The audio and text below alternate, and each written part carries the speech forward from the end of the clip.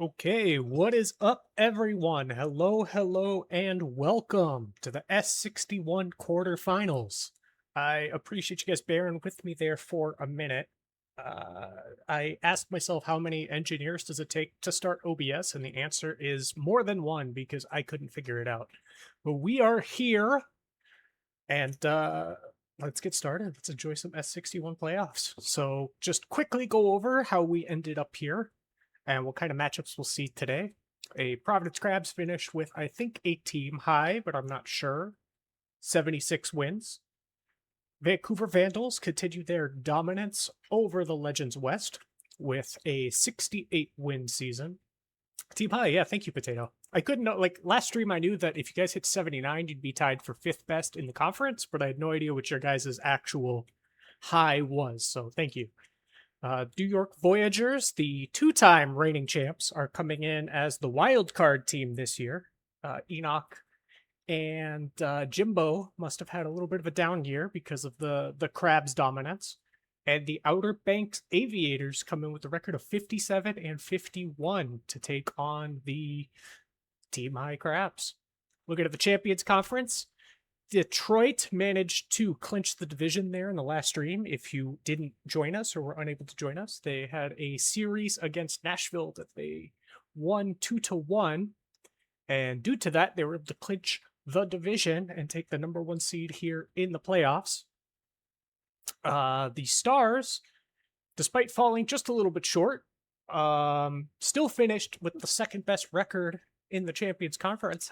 However, because they fell a little short and they were unable to win their division, they will be going on the road to take on the division champion Cancun Toros, who were also in quite a battle down the stretch. The second wild card slot that DVS ended up taking, that division was still wide open, literally until the final series of the season.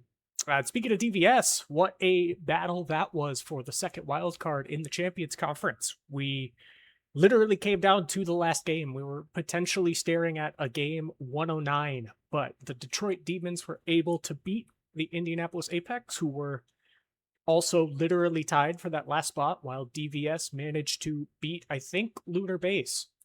New Orleans, my bad. Beat New Orleans to be able to clinch the last wild card spot with a 54 and 54 record. So that's what we're looking at here today in the majors.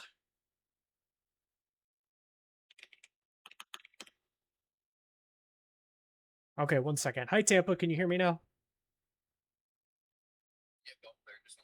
Okay, yeah, you're good. You're not being piped out, by the way, so everything's all good. Yes, Tampa's here. My wonderful not co-GM, but my wonderful fellow Miners GM, Tampa Tarpons, is here to make sure that I don't screw everything up. And I appreciate it. But I wasn't piping the sound to Discord because I was like, he's probably listening to the stream anyway. So thank you all for being here. So we will take a look at the Miners really quick, which also came down to the very last sim. And not on the very last sim, the very last series of the entire season. The Anchorage Wheelers managed to take the 6th seed after sweeping the Chicago Kingpins 3-0, and just barely sneaking into the playoffs there. These two teams came in tied for the 6th seed, or I believe the Kingpins and the Firehawks may have been tied for the 6th seed. It was like 4 different teams could have made it here. Any one of these teams, actually including the 5th seeds, could have made the top 6 and gotten into the minor league playoffs. But the Hepcats managed to go on a run, opening up their 2 series on Saturday with the Kingpins and the Ranas. And like I said, the Wheelers managed to sweep the Kingpins, and here they are. The Florida Flamingos also clinch the 4 seed, so they will be going, they'll be having home field in the first round against the Kansas City Hepcats, and the Wheelers have the honor to go take on the Louisville Lemurs at home. Then the Amarillo Armadillos cemented one of their team highs, probably 67 win season, and them and the Brew City Bears will be sitting at home today and tomorrow. They get to relax until Thursday and find out to see who they're going to face based on how today goes. So welcome, welcome. I won't repeat that, Ben, but yes, the Dillos are a team, and they're a very good team. And I'm excited to not have to play them as the Bears GM, to not have to play them unless it's in the World Series. I'm very thankful that that's the case because I think they have our number. Anywho, let's go ahead and get started. So we'll take a look at the playoff tree. And you'll see Outer Banks is going to play Providence. New York's going to play Vancouver. Death Valley goes to take on Detroit. And Nashville's going to go take on Cancun. So we're already here. So we'll go ahead and just get started here. As I mentioned in the playoff server, GMs, if you are here, please try and please let us help you. And please try to be just communicative and let us know if there's anything that we can help you with as soon as you know that there's anything we can help you with. So let's get started. New York Voyagers going on the road to take on the Vancouver Vandals in Game 1 of the S61 Playoffs. And the New York Voyagers will take the upset win on the road to the Vandals. WFM, is the box score going to send? Yeah, so I have it set up to, but I have it set up to when I change the configurations, so everything should work, but I don't know 100% until this day's done and I try and push it out. So we'll see. My only concern is that it potentially sends it out to all the locker rooms, even though not everyone's playing today. But it should work. Dane broke it. Yo, Enoch, you shouldn't be talking to me like that when the sim just rewarded you with a 7-5 victory over the Vancouver Vandals, with the player of the game being Devontae Moore. Almost blew it there in the bottom of the 7th. Had a comfortable little 6-2 lead, but closed the game up. And of course, the Voyagers, 2-time reigning champs for a reason, managed to close it up. Let's take a look at a minor league game. Since I saw Beans here in the chat, we'll take a look at the Kansas City Hepcats taking on the Florida Flamingos. I hit manage game. That is my bad. I meant to hit quick play. Can I look at the box score? Cody, give me like 1 second. I want to go through everything and then see if the box score pusher sends out. That way, we don't have to go through them individually. But if it doesn't work, then yes, I'll go back and go through everything. The Florida Flamingos take game 1. 6-2. Want to look at who our pen. Yeah, like I said, just give me a minute to go through everything, and then I'll push it out and give GM some time after all of this is done to be able to look. So just let me finish the day first, and then I will go back and try and push everything out, and then give you guys some time to go over everything. So just give me a little bit of time. Make Dave do more work. Yes, thank you, Tampa. I know I need to do more. Thank you for being here, so that way the work that I do hopefully serves everyone well. The Flamingos take game 1, 6-2. Almost a shutout there from the Mingos, but thank you guys. Thank you. I did say doo-doo. Thank you. Almost a 6-0 shutout of the Hepcats, but in the bottom of the 9th, the Hepcats were able, or top of the 9th, the Hepcats were able to get 2 runs on the board. So not quite a shutout, but one heck of a performance from player of the game momentum. Take a look at a Champions Conference game. I saw Zook in the chat here in Valor asking if the Magic is here for Nashville. So let's go ahead and find out if it is.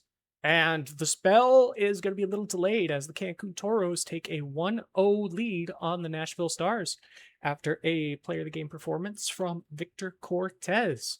3 runs there in the bottom of the 5th. Put the game just a little bit out of reach for the Stars. Going back to the Legends Conference, we'll take a look at the Outer Banks Aviators taking on the Providence Crabs in game 1. And the Outer Banks Aviators get the upset of, I think, the day. I don't know. I'm pretty sure everybody picked Providence to win this, except for perhaps Outer Banks GMs here. Count Crabula with the loss, and Patrick Eschenbaugh and their 5 Babbitt versus left. No, we fixed that. Their 5 Babbitt versus left getting the player of the game in the 7-5 upset. Take a look at the Miners again. The Wheelers go on the road to play the Lemurs, and the Wheelers take the win 9-3 after almost getting a shutout themselves. And letting it kind of slip in the bottom of the 8th, but 9-3, very dominant performance on the road. Last game of the day, Death Valley Scorpions at the Detroit Demons. The Death Valley Scorpions take the upset. KDR, you had to say something, dude. Away team dominance today here on day 1 as 4 of the 6 away teams managed to get the win.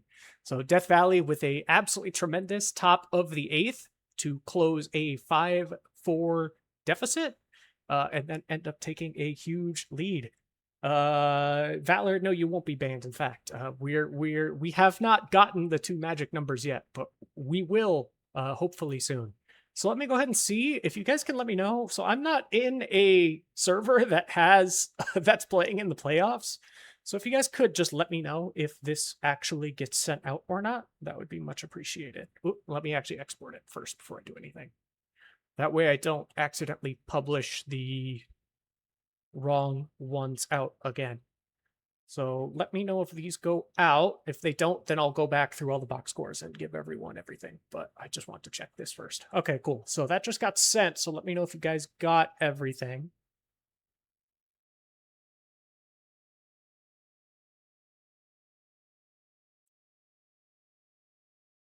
And I know there was some stuff for... Did it get sent, Enoch? What's the 3 dots mean? Waiting.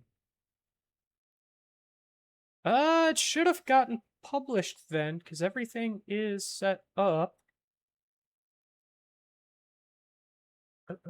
That's not good if it's not. That's not good if it didn't publish. Not yet. I don't see anything in Detroit. We never tried it for Ploufs. Yeah, I know. That's a bummer. I do have the configuration set up. Game type 1. That's the only thing that Haycub said we needed to do. But let me, like, double check. Here, ticker will not work for playoffs. That's fine. Playoffs spring training. The game type 1 for playoffs, 2 for spring training. Okay. I didn't want to spend... I don't want to, like, try and debug stuff, but I will take 1 second to try and figure this out. And if I can't, then I'll just go back through everything for you guys. I'm just going to take a look to make sure that the game type is right.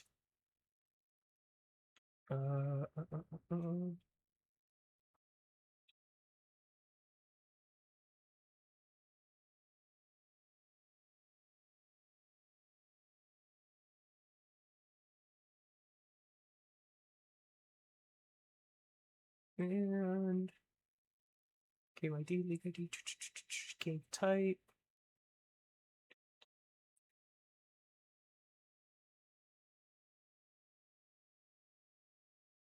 Yeah, it looks like it should have pulled, but since it didn't, we will debug that at another time. Dane broke the Hubble. Yeah, thank you. Might as well take a minute for it. Yep. Yeah, we didn't try it for the playoffs, but the configuration should have just been to update the game type and everything would work nice and good. But I have everything enabled, and then something... The executable showed something, but I didn't get a chance to see what it was because it finished really quickly. Skipping Amarillo, skipping Anchorage. It said no games, so I just don't know if it's trying to pick up... I wonder if it was trying to pick up, like, the minors teams and didn't recognize it. Okay. Yeah, thank you, Bailey. Then I will quickly go through everything while I'm here. And if you guys do end up getting it pushed and it's just, like, super delayed, please let me know. So that way I can save my voice at least a little bit. So Voyage Vandals. Adkins goes 6.2. P-Dub Woods with a 2.1 inning save. Chuck Nasty goes 5 and takes the loss. Jackson Kidd pitches 3 innings. Abassi 1. Devontae Moore, player of the game, after a 2-run, 3-hit, 1 RBI performance. And then the best offensive performer for the Vandals being Jean-Jacques Jean Jr. with 3 hits and 2 RBIs. So that will be the first team. And if you guys, like I said, have any requests for stamp checks or anything, please, by all means, make sure you post in your playoff channel. Heck of an offensive performance from Outer Banks in this one. Two players with 3 hits between Bazooka Slow and Patrick Eschenbaugh, who was the player of the game. Rachel Morimura also 2 for 4 on the day, batting .500. Providence Bats also showed up, but unfortunately, I don't want to say too little too late, but unfortunately, unable to do quite enough on the day. Miggs Mayfeld with 2 hits and 3 RBIs, and Beryl Summers with 1 hit and 2 RBIs. Outer Banks pitching 5-3-1 from Holiday Martino and Kingman. Providence pitching 5 innings for Count Crabula, giving up 5 earned. Joe Rantum 2.2 innings with 2 earned, and then Nathaniel Abel came in to close it out, letting 0 runs in. Nashville Cancun, game 1, 6-2 win after 3 inning bottom of the 5th. I blame my minors GM. Yeah, you can blame the Dillos. You can blame the Dillos GMs. That's fine. I'm okay with that. The Toros, best players on offense. You have Griffin Stone here, 3 hits, 1 RBI, and Victor Cortez with a crazy 2 hits, 4 RBIs, off of his first home run of the postseason with 2 on. For Nashville, the best hitter of the day was Ethan Shadow, who got 2 hits on the day, and of course, JB Rainier with his 1 hit and 1 walk, the MVP of the entire first round. Mac John goes 4.1 with 4 earned. Masahiro Sato cleans up with 3.2 and 1 earned. Meanwhile, Cancun pitching 5-3-1, 5 inning performance with 2 earned from John Cowgill and nothing earned for the remaining 4, with 3 from Martini and 1 from Brandt. Victor Cortez, player of the game. Death Valley and Detroit at the top of the 8th sealed it for Death Valley. You'll see a MVP candidate, I think. Launch Angle. I don't know if Launch Angle. I know Zen Boatbrist is one. I don't know if Launch Angle also is, but Launch Angle with 2 homers on the day and 1 in the top of the 8th to put this way out of reach. He is without a doubt the player of the game and the best performing Death Valley batter. Best performer for Detroit would be Waxilliam Summers, who got 3 hits and 4 RBIs and also a home run. So he and Launch Angle were going at it all day long. Death Valley, Devi Vado goes 3 innings and allows 5 earned. Then Whitman, Schramm, and Velo go the remaining 6 of the game and only combined for 1 earned. Detroit, Aria Blue Sky, who also just graduated, by the way, so please say congratulations to her. If you see her or if you talk to her, please say congratulations. We love Aria, and I'm very proud that she has her degree. Thank you, Maki. 7 innings pitched with 4 earned. Thorne Belfort takes the loss and the blown save with 4 earned in 0.2 innings, and Spencer Bearer goes 1.1 and doesn't allow anything. And Launch Angle, your play of the game. So last 2 here in the minors. The Wheelers beat up on the Lemurs 9-3.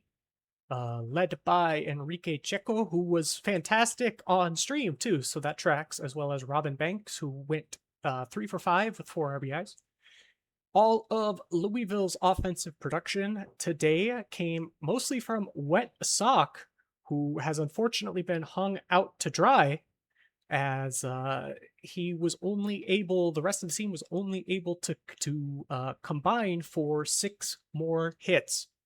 Anchorage pitching, Reideman goes 7 innings with no earned. All of the earned runs came in the 8th and 9th as Rosado came in.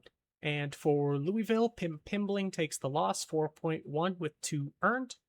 Harper goes 2.1 with 4 earned. And Gambit ahead finishes 2.1 with 1 earned. Play the game, Robin Banks. Okay, game 1. Don't post your stuff in chat. Game 2, pen, cool. I'm keeping track of who asked for things. So if I don't read your team's name out and you have asked for things, like please tag me. So New York, Vancouver, Providence said everything's good. Kansas City asked for stuff. And the Flamingos asked for everything to be good. Nashville said everything's good. That is an 80 grade dad joke. Yo, thank you. I try. I don't have kids, nor do I plan on having kids. So if Papa Bean says I did a good job, then I must have aviators, stamina. Okay. So aviators, New York, Vancouver, Kansas City, and that's it. Are the teams who have actually asked for things, unless Louisville did and I missed it. I don't think so. Okay. Anchorage. Okay, cool. So Anchorage did ask for stuff. Yes. Cool. So I'm just going to go one team by one team here. And Cancun, no change. Thank you guys, by the way, for letting me know if you were going to not make any changes. That makes things quite a lot easier to have that confirmation. So let me do New York's first, just because they are the first ones that I saw. You guys are now New Orleans, by the way. Moose Jr., 7th and closer. Big Rooster, use more, closer. Kilgannon, use less, mop up. Oh, everyone else on use less. And then avoid high for Peta Woods. Oh, that's Moose, that's the stopper. Okay, you're really switching this. Okay. Moose, that's the stopper. 7th and closer. Rooster, that's fine. Peta Woods, middle, avoid high. Nothing. Kilgannon. Okay, cool. If you guys could write these out when you're making bullpen changes, that would actually be much appreciated, just because it is difficult to parse through the pictures to see what is actually being changed. So that would be much appreciated. So New York's is in. I saw the Aviators, stamina. If anybody else has a stamina check, please, going once, going twice. Just squint forehead. It's not that I can't see, it's that it's hard for me to tell what's what. You know, it's hard for me to tell like what's different between the two. I've spent so much time in this file that like the numbers start to blur together. The only thing that the only thing that I can look at is my carrot count. That's the only thing that I can keep track of easily, is tell how many pulls that I have. So this is Aviators. Vancouver had an ask. Jackson Kid, none. Okay.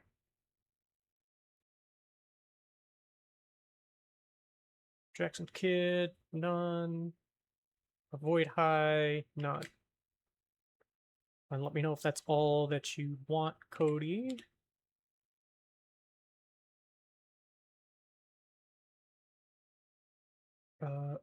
Detroit, good. Cancun, good. Hepcats. Hepcats. They had something from before. Firebub nutting, okay.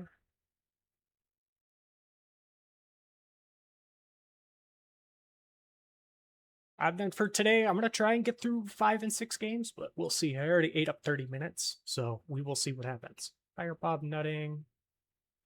Out of the rotation, and becomes middle relief none.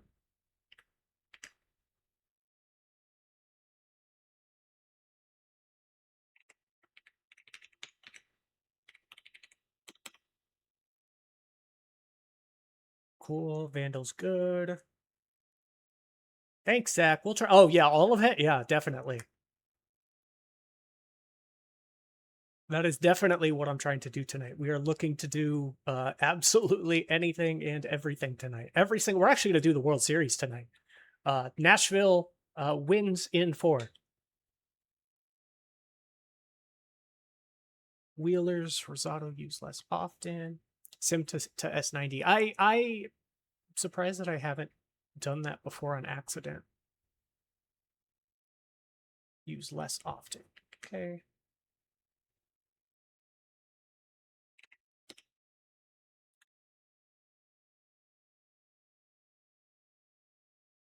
Demons. Belfour's hook B0. Hook as a reliever. He is at 0 now. Season's over. Nashville wins. Yeah, it's true. That's how it works.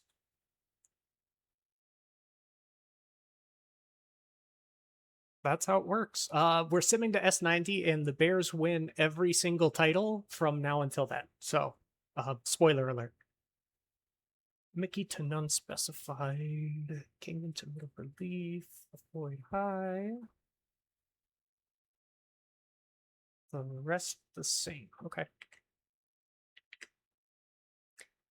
Thank you, Foxy.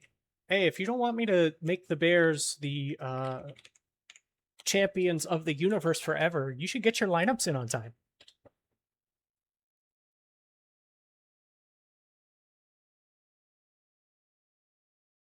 Okay, Wheeler's approved. Just waiting on the Voyagers and the Hepcats and the Aviators. Okay, cool. Aviators are good. Haven't heard from Louisville, so I'm assuming they're good. DVS I haven't heard from, so they're good. So, Enoch, just get your butt in gear. Sorry, good. Okay, cool. Cool. Going once, going twice, and sold. Cool. If there's anything that I missed, please, like, at me a million times, but I think everything is good. So day 1 is done. Go on to day 2. We'll start with they look the same to me now, so I want to confirm. Yeah. Oh, yeah. Well, thank you. Thank you, Tampa, for doing that. Yeah, the only team I didn't hear from is DVS, but I usually don't hear from them. So I do have confirmations on my spreadsheet here, and then Louisville, but I do have confirmations on my spreadsheet here, so we should be okay. If not, then, I warned everyone. So, game 2, we'll start in the minors. So, Kansas City Hepcats take on the Florida Flamingos. And the Kansas City Hepcats take home field advantage away from the Mingos with a 4-2 win. 3 runs in the first inning, and I imagine most of those came from Gandalf the Grey, but we will see. And, well, he got 2 hits. I don't know where game MVP came from, but 2 for 4 with a walk. Okay, 2 for 4 with a walk. That makes sense. Gandalf the Grey had a fantastic day. Super Creek also got 1 hit and 2 RBIs off of their first home run of the postseason. For the Flamingos, they're able to rack up a couple of hits, but not be able to chain them together, as McScallywags and Thunder are the only 2 members of the Flamingos to be able to bring in an RBI. Chiwei Lee goes 4.2, but Po goes an absolutely crazy 4.1 innings without a single run earned, which is crazy. He smells so bad that the batters just could not make contact. Kennedy Sanan gets the loss for Florida after going 7.1 with 4 earned. Gandalf the Grey's your player of the game. Oh, Po is here. Cool. Sorry, dude. I'm sorry that I just told everyone that you smell. But unfortunately, I just have to tell the truth. I cannot lie. DVS Detroit, I'm going to go up the right side and then down the left. So DVS takes on Detroit in game 2, and DVS takes a commanding 2-0 lead on the road. I don't think anyone had this on their bingo card, as they do a complete 8-0 shutout of the number 1 seed. Guy Rousey, player of the game, but we'll see. I wanted to go check right away to see if he got a complete game shutout, but he did not. He did have a absolutely tremendous day, going 7.1 with only 4 hits allowed, no walks, 11 Ks, absolutely crazy performance from him. Batting launch ankle has the sauce this postseason. They're afraid of letting a white boy have a little motion, as he gets his 3rd home run in 2 games, this time for 3 RBIs. And Laser Show goes absolutely ballistic with 3 hits and 3 RBIs on the day. Yeah, they God forbid a sheep get a little motion, huh? For Detroit, only able to string together 5 hits on the day. So, not a lot to talk about from the Detroit offense. They were absolutely shut down by that elite Death Valley pitching. Remy LeBeau goes 6 innings, allowing 4 runs. McGoatface comes in relief and also allows 4 runs. And then Van de Hat allows none in one. Guy Rousey, your player of the game. Outer Banks at Providence. Will the number 1 seed in both conferences fall to a 0-2 deficit? They do. My God, being the 1 seed is a curse. I'm very sorry, Armadillos, for Thursday at this rate. 4-1 win from OBX as Curtis Jones delivered his 2-run home run in the top of the 6th. To take the lead, and then the relief pitching of the Aviators held it out from there. So Paulo Zalewski, likely MVP favorite at this point, comes up with 3 hits, but only able to get 1 RBI for the Crabs offense. Meanwhile, you'll see Curtis Jones, 3 hits, 2 RBIs, including that 2-run homer. Unbelievably good pitching from the Outer Banks Aviators. Sniper King goes 7.1 with no earned. Chuticle Sun comes in to get the save with only allowing 1 earned. Meanwhile, Krabby Pebbles 7.1, allowing 3 in the loss, and Dr. Hubert Malbec coming in for 1.2 and also allowing a earned run. So both number 1 seeds are on an 0-2 deficit, going on the road. So yeah, sorry guys, if you're a 1 seed, like I'm sorry, the sim is gonna sim. The New York Voyagers going on the road to play the Vancouver Vandals. Can another wild card team take a 2-0 lead? They cannot. Enoch spoiled it for everyone. Vancouver Vandals clinch the game with a 3-run bottom of the 8th and tremendous pitching from Holly Sheet. We'll take a look at the box score. As Akshay Hrishikesh took Leonidas Longpipe deep in the bottom of the 1st, got his 2-run home run, and the pitching absolutely shut down the Voyagers from there.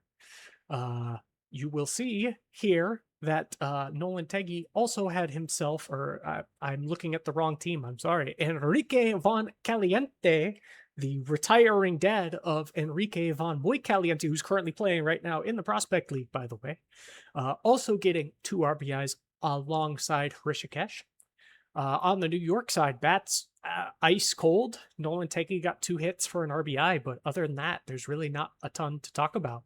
That Diego Ramirez guy is one of the best hitters for New York, and that is not a sentence that you generally like to hear, right, Tampa?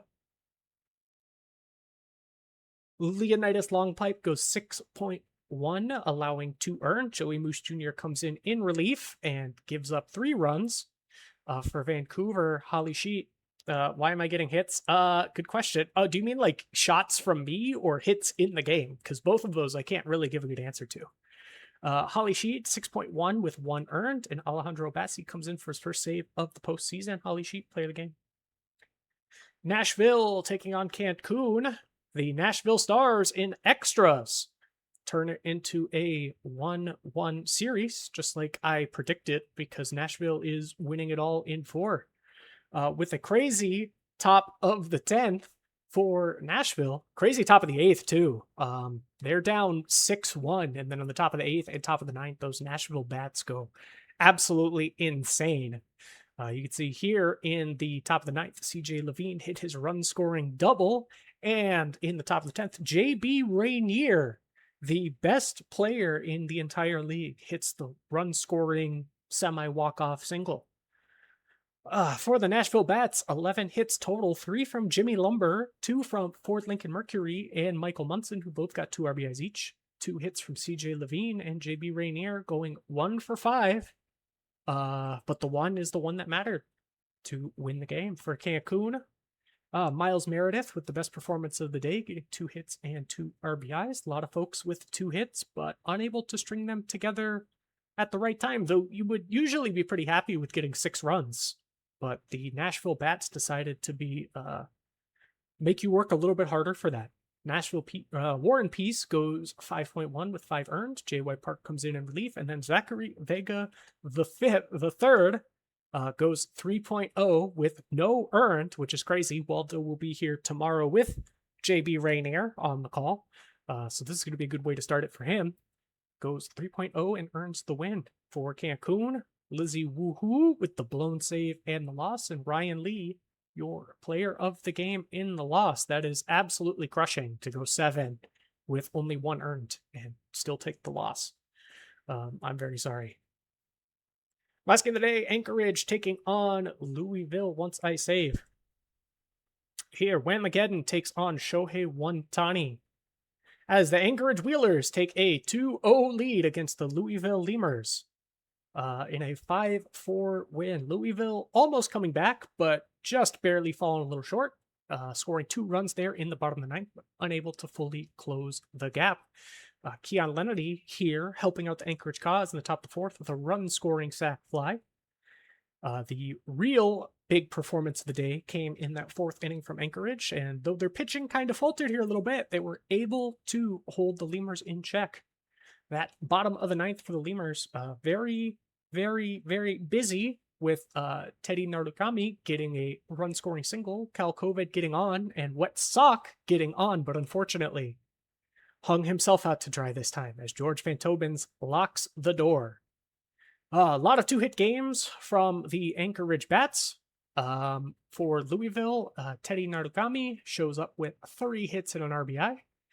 For Anchorage's pitching, Whamageddon goes 8.1 with 3 earned, and George Van Tobins shuts the door, earning his first save of the postseason. For Louisville, Shohei Ohtani gives up 5 earned in 4 innings, and by then it was just too far, as GM Srinivas Ramanujan goes 5 innings, allowing nothing, but by then it was a little too late. Whamageddon, your player of the game. All right, so for this next day, we're going to have a lot of sims. So we're gonna have three simmed games. We'll try and get through. We'll get through those 3. We'll try and get through some of the game 4s, depending, but we'll see what happens. We're gonna quick sim Kansas City, Florida, Nashville, Cancun, and Voyagers Vandals, and then we'll air the other 3. So yeah, get your changes in. Please, please, please. New York asked for stuff. Providence complete. I need to like reorganize this. Demons asked for stuff. I'm just going through right now to see who requested things. So that way I can go back and read out who requested things and make sure I didn't miss anything. Nashville's good. OBX, yes. Cancun, good. Into the minors, Dillos. Oh, Dillos aren't even here. Thank you, Tampa. Okay, so OBX, New York, Vancouver, Detroit. Those are the only teams that I've heard from that want anything. Anchorage now. Those are the only teams that I've heard from that want anything. Yes, the next day is an off day, so I'll do stamp checks like following the off day. So let me do that first. Lemurs, okay. Okay, Louisville, Anchorage, Detroit, Vancouver, OBX. If you didn't hear your team name and you want something, speak now or forever hold your peace.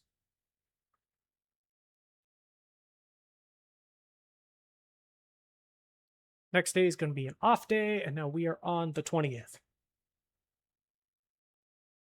So let me go ahead.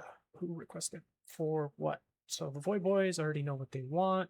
Vandal said that. OBX stamp check. I'm going to get the stamp checks first, and then I'll go back and get everything else. OBX with the stamp check. Yeah, I love you too, Bailey. Mwah. I think it was just OBX and Anchorage that asked for stamp checks. If anybody else did, Tampa, can you shoot me a tag?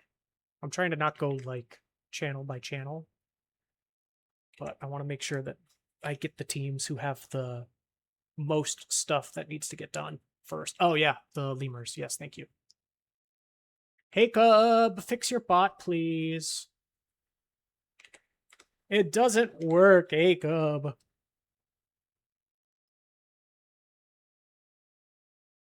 If we can get the stamp check, yes. Yes, you can, Punk.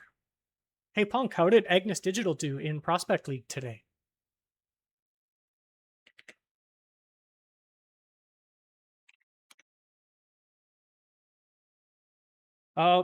Zach, no takebacks. You already said no changes, Zach, so no takebacks.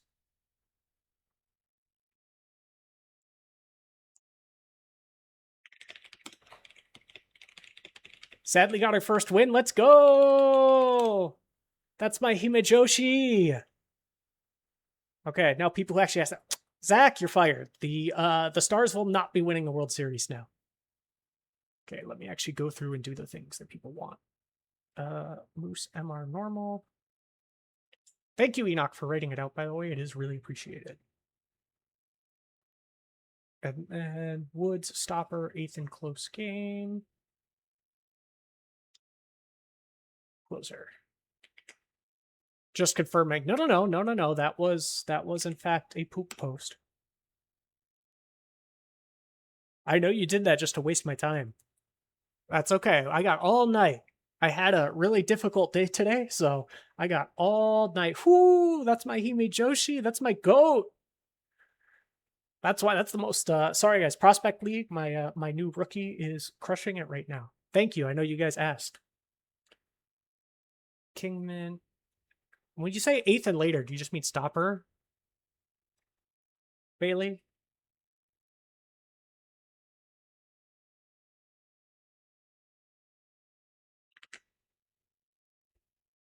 Okay. Because I think closer has that too. So I wanted to make sure Anchorage is good. Louisville is good.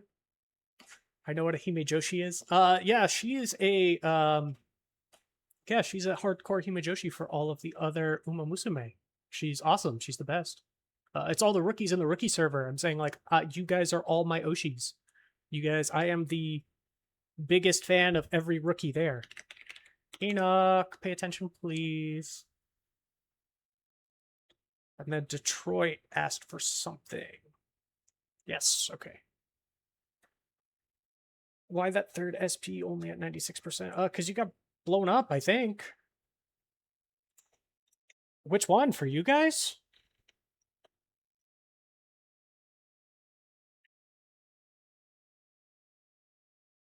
Oh, no, the OBX one. Because that's relief. He's a reliever. He just shows as a starting pitcher. He's a reliever.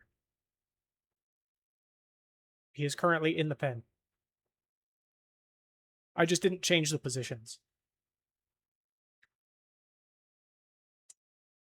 You're hogging the time here, Potato.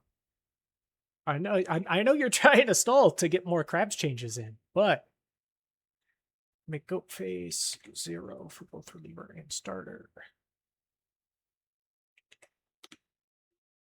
Vancouver, yes, thank you.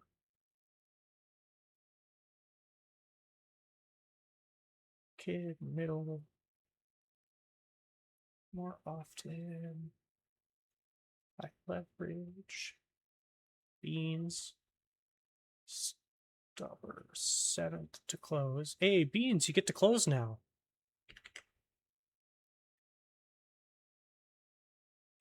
That S48 class is still rocking it. Oh, thank you, Maki.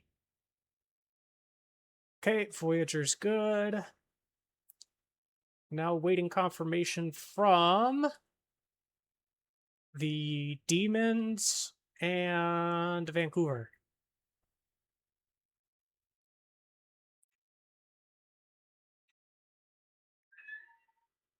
We're going to give it a couple minutes here, but then otherwise we are going to move on and assume that what is in is correct. So I'll give you guys about a minute.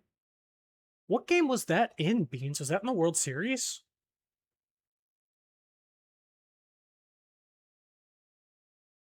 No, because you would have been in the rotation then still. Yeah, okay. We'll have to look. Okay. Cody, Cap, I know you're watching. Going once. Going twice. Okay, you guys are good. We're moving on. Hi, Anik. Isn't it past your bedtime? Okay, so we are going to start with the... Oh, let me just double check and make sure I didn't miss anyone. Okay, cool. When has Anik ever had a bedtime? That's a good point. Okay, so first things first, let's take care of the quick sims. Florida, I started with that one before, so Vancouver, we'll start with Cancun at Nashville. We'll start with the Champions Conference this time. Cancun takes on the Nashville Stars. And the Cancun Toros take a 2-1 lead on the road after an incredible 8th and 9th innings. Oh, there on the top of the 8th, Menji Brolina and Tiernan O'Malrain putting up 3 earned runs just by themselves versus Tugboat, and then closing it out there in the 9th. Samuel Smoltz throws 6 innings of 5-hit ball, but then that Toros offense goes absolutely berserk, as there are way too many names here to read for fantastic Cancun batter performances. Carlton Beatty with 3 hits and 1 RBI, and Menji Brolina there with 2 hits and 3 RBIs are the biggest performers of the day. Cancun, as I mentioned, Samuel Smoltz goes 6 innings with only 1 earned, but the Cancun bullpen completely shuts down Nashville. Nashville batting 9 hits total, only 3 people with multiple hits, and only 1 RBI, 1 RBI from Slate Gray, only 9 hits on the day. Nashville pitching beat up just a little bit. Ultimo Khan goes 6 with 2 earned. Tugboat goes 1.1 with 4 earned. And then J.Y. Park goes 1.2 with 3 earned. Player of the game is going to be Samuel Smoltz. Vancouver at New York, because I saw Nolan say Voy Boys. So the Voy Boys are up next. As the Voy Boys, holy cow, I was about to say some words that would make Beans have to turn off the stream, because baby Beans could not hear that. Off a cliff. What a 9th inning. Isuro Tanaka goes absolutely berserk today, but Brian Payne, if you ask me, is the real MVP, hitting a 3-run home run off of 2-time pitcher of the year Alejandro Abassi there in the bottom of the 9th. Let's see what happened for the Vantals. McLovin Jr. with 2 hits and 4 RBIs. Brooks Walker with 2 hits and 2 RBIs. You had quite a lot of extra base hits here, including 2 homers. Both of those McLovin Jr.'s hits were homers. That's pretty impressive. And they're able to rack up 8 runs in the first 4 innings, but the game was not close to done. For New York, 3 hits for Isuro Tanaka with 2 RBIs. Devontae Moore with 2 more hits to go up to bat 45.5. And of course, Brian Payne, despite batting .154, hitting the extremely clutch 3-run walk-off homer. For Vancouver pitching, Thor Lohr only goes 4.1 and allows 6 earned. Jackson Kidd comes in 2.2 with none earned, but Alejandro Abassi unfortunately takes the loss and the blown save off of the 3-run homer. For New York, Professor Crockwell is an opener, and gets pulled after 1 after giving up 6 earned in the first. And it's up to the bullpen of Big Rooster, Moose Jr., and Definitely Not Evil Dictator to close it out and go 8, and they do. Definitely Not Evil Dictator with the win. I already know that you want a stamp check, Enoch, so we'll get that ready for you after today. And the last game that we're going to sim, that we're not going to stream. Yeah, thank you, Enoch. Please make sure to put it in there, though, since I'm going to stream these games, and we'll see how my memory is. The Mingos go on the road to take on the Kansas City Hepcats, as the Kansas City Hepcats take a 2-1 lead and officially steal home field advantage from the Florida Flamingos. The Hepcats almost let it go there in the 7th and 8th, but they're able to close the door in the top of the 9th. For Florida, Tons of hits from everyone. Darius Maxwell goes 3 for 5 with 2 RBIs. Homer Simpson as well, 2 hits for 2 RBIs, but 5 runs just happens to not be enough when you have bats like the Kansas City Apcats.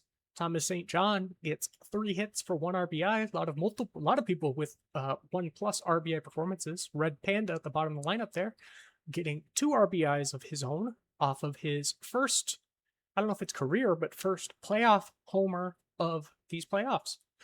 For Florida, they're pitching. Lala D, unfortunately, gives up 5 in 4.2.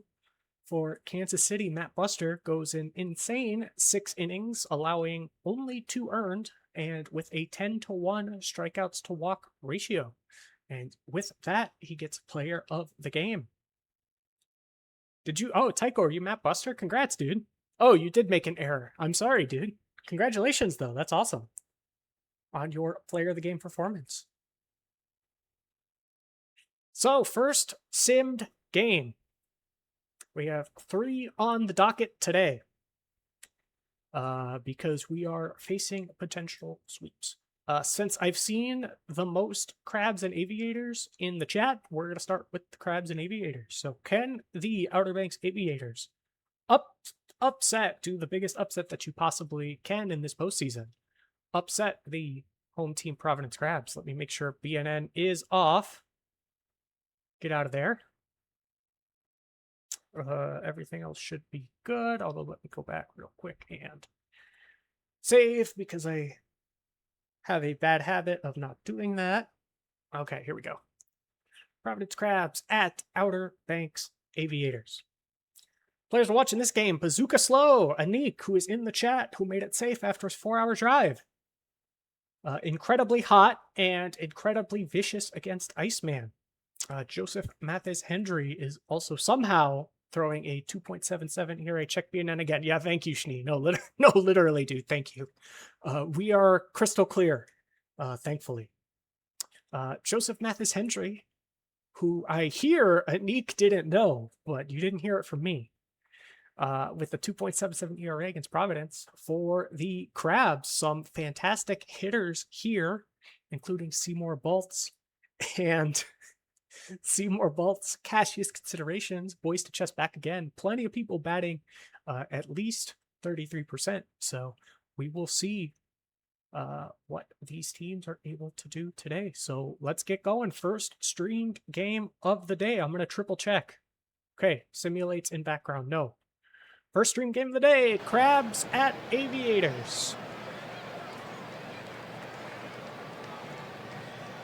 So, Joseph Mathis Hendry, first batter, steps up to plate, and he strikes out Seymour Bolts on 5 pitches. Paulo Zalewski, MVP favorite, drills it into the gap, but what a play from Bazooka Slow! You are Anik. You're hot, you're gorgeous, you're beautiful, you're wonderful. I have no more adjectives, but if I did, I would tell them for you. As Beryl Summers gets a double up the right field line, just barely sneaking past the first baseman. How are my levels, guys, by the way? Is the game too loud? Is it too quiet? It's a little loud for me, so I'm going to adjust that really quick. As Grill Traveler gets a walk, and Biggs Mayfeld hits it into center field for the out. It's a little loud. Cool. Okay, let me turn that down. Thank you. Thank you, guys.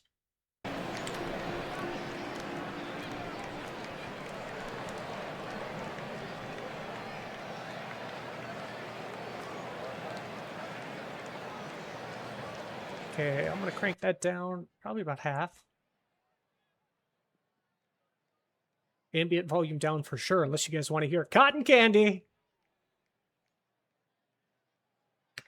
Okay. Now there's no sound. Okay, hang on. Okay, there it is. Can you guys not hear that, or...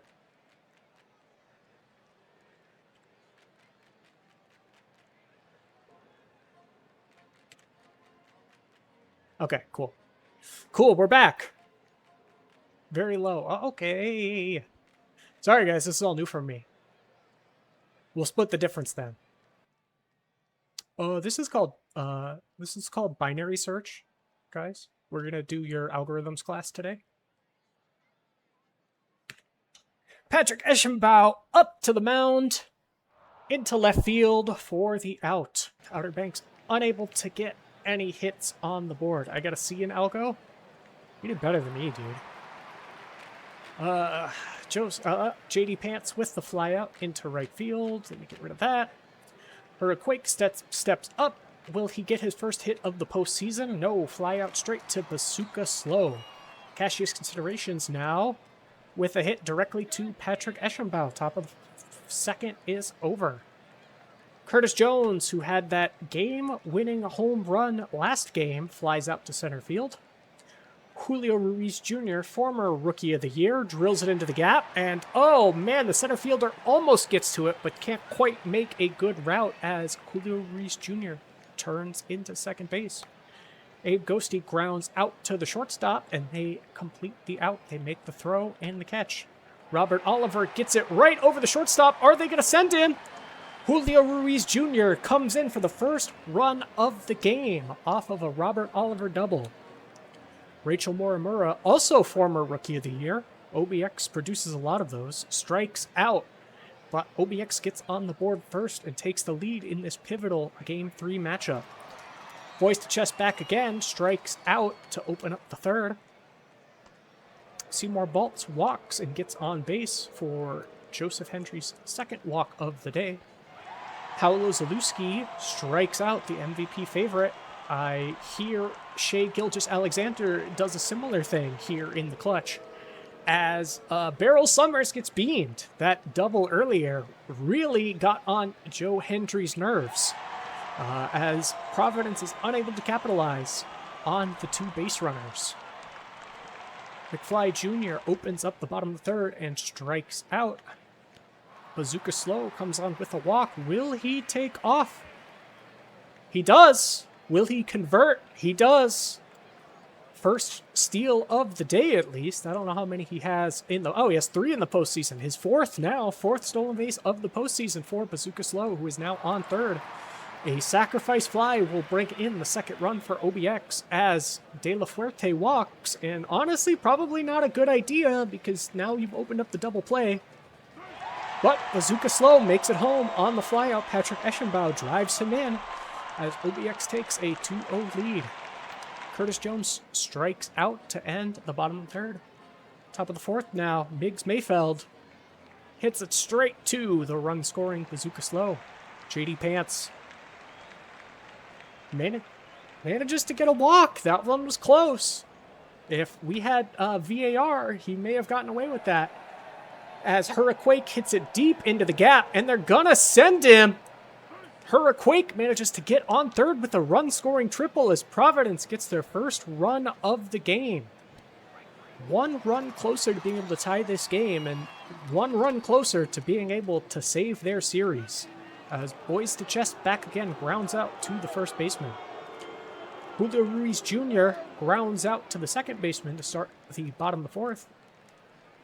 Abe Ghosty, who was the first person in chat, and is always the first person in chat with a single, his first hit of the postseason. Robert Oliver gets a walk to put 2 runners on for Outer Banks. Rachel Morimura strikes out, and will Speedy McFly be able to capitalize? He does. He gets the hit past the second baseman. They send the runner, and he gets home. Speedy McFly Jr. brings Abe Ghosty home and puts Robert Oliver on third. OBX now taking a 3-1 lead. Are they able to? They are! He gets it over the head of the right fielder. 2 more runs on the board for OBX off of that Bazooka Slow double. Holy cow. I totally missed what happened because I was looking at chat. Yeah, all the out-of-town stuff, BNN's off. Like, we simmed the 1-1 games, but we left the 2-0 series. We're going to watch those after. Seymour Baltz takes a walk after Paolo Zalewski takes a walk after a tremendous performance from the Outer Banks offense, scoring 3 runs there in the bottom of the fourth to take a very commanding lead. But this is a little scary. Grail Traveler takes a walk to load the bases. You get a force out at any base, but it's not going to matter. Jigs Kingman comes in and gives up 1, 2, almost 3 runs. 5-3 score for the Aviators. 2 runs come in off of that double from Miggs Mayfeld. The Crabs are still in this as we have a deep fly to center field. Will Grail Traveler be able to get home easily? 3 runs scored, 5-4 game, and they still have a runner in scoring position. Hurricane gets sat down, but what an inning from Providence. That is exactly what you want to see coming off of an incredible offensive inning from OBX. Can their pitching staff keep the momentum? And so far they can. 2 outs already with 2 batters. Ruiz Jr. steps in on a 3-1 count. He swings and grounds out to the third baseman. Providence immediately turns the tide and shuts down OBX. Can they reduce this deficit even further? Maybe even take a lead as Cassie's Considerations gets a hit into semi-shallow right. This Crabs offense continues the hitting ways as Boys to Chest back again gets his first hit of the postseason, and we go back to the top of the lineup. This is terrifying if you're OBX. They are able to convert the double play, which is fantastic because they can't get a sac fly run now. But there's still a runner on third in scoring position, and they bring him in. Zalewski is able to beat out any sort of throw. We have a tie game. Zalewski gets in scoring position too. What are the Crabs going to do? OBX forces a potential double play after walking Beryl Summers, and it turns out to have paid off. Kingsman unable to calm down a little bit. Hopefully with some of this time off, he's able to catch his breath and get some of those nerves down, because that would have been a difficult couple of innings for him. Joe Random comes in now. Iceman sat down. The reliever is in and let up a walk. And a deep hit that goes over the center field's head. Is OBX able to take the lead again? They are! Robert Oliver goes all the way first to home off of a double. OBX takes the lead 6-5, just when Providence is able to close the gap. The worst thing possible for them happens, and they're again battling an uphill deficit as the Aviators finish the bottom of the 6th up 6-5. Top of the 7th now, Miggs Mayfeld, who had a tremendous performance earlier, gets a hit past the first and second baseman. That ball had to have been really wonky. JD Pants flies out to the center fielder for the first out of the inning. Hurricane gets under the ball and drills it directly in the air for an infield fly. And Cashier's Considerations gets sat down, so Jigs Kingman manages to collect himself and get his mental in check to stop the Providence offense that inning, as Randy Colon, the elite reigning reliever of the year, I think, forces an out, but Mayfeld grounds it and drops the error. Oh boy. You hate to see that, as Curtis Jones pops out and Julio Ruiz Jr. strikes out, so no damage there. No damage there for the Crabs, but really unfortunate way to start when you bring out the stopper for his defense to let him down like that. Speaking of booting it, oh no, another defender boots it as Abe Ghosty drops it right onto the ground to allow a Providence batter on. They are unable, oh they do convert the double play, so I guess it didn't really matter. As OBX forces the double play from Providence, we are getting down to the wire now. Abe Ghosty comes up. Can OBX get some more insurance runs? They can! Oh no, the Crabs brought their slippery claws today. Seymour Baltz drops an easy out in the outfield.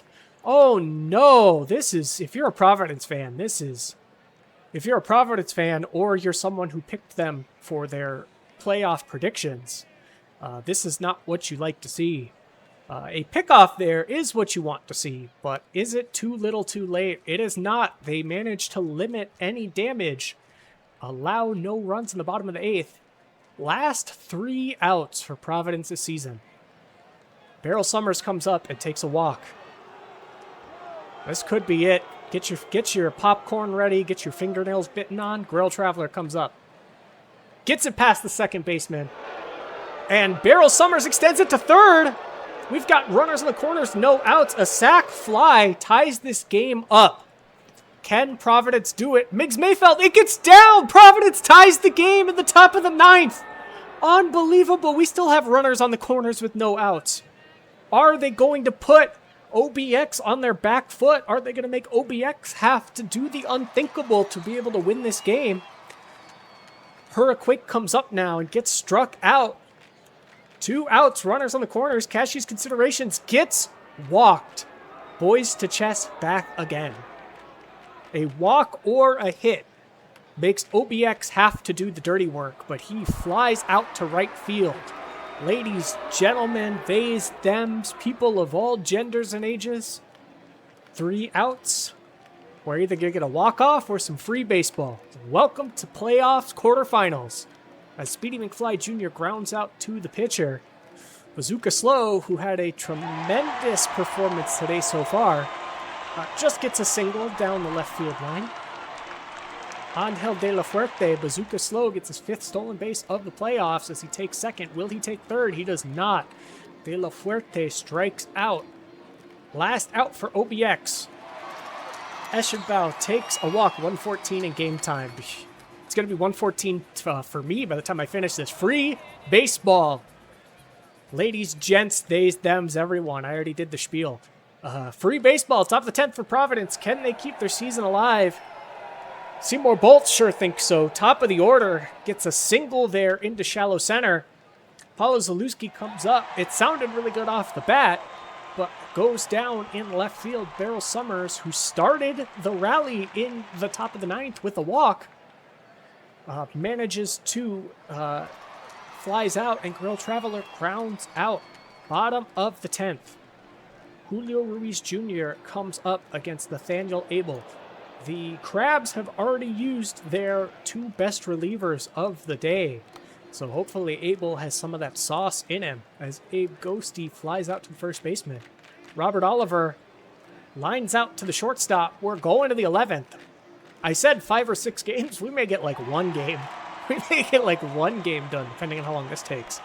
JD Pants also grounds out to the first baseman, and they manage to convert the out. Hurricane grounds out to the first baseman, and they're able to convert the out. So 3 ground outs to the first baseman that get converted to the pitcher, and we are in the bottom of the 11th.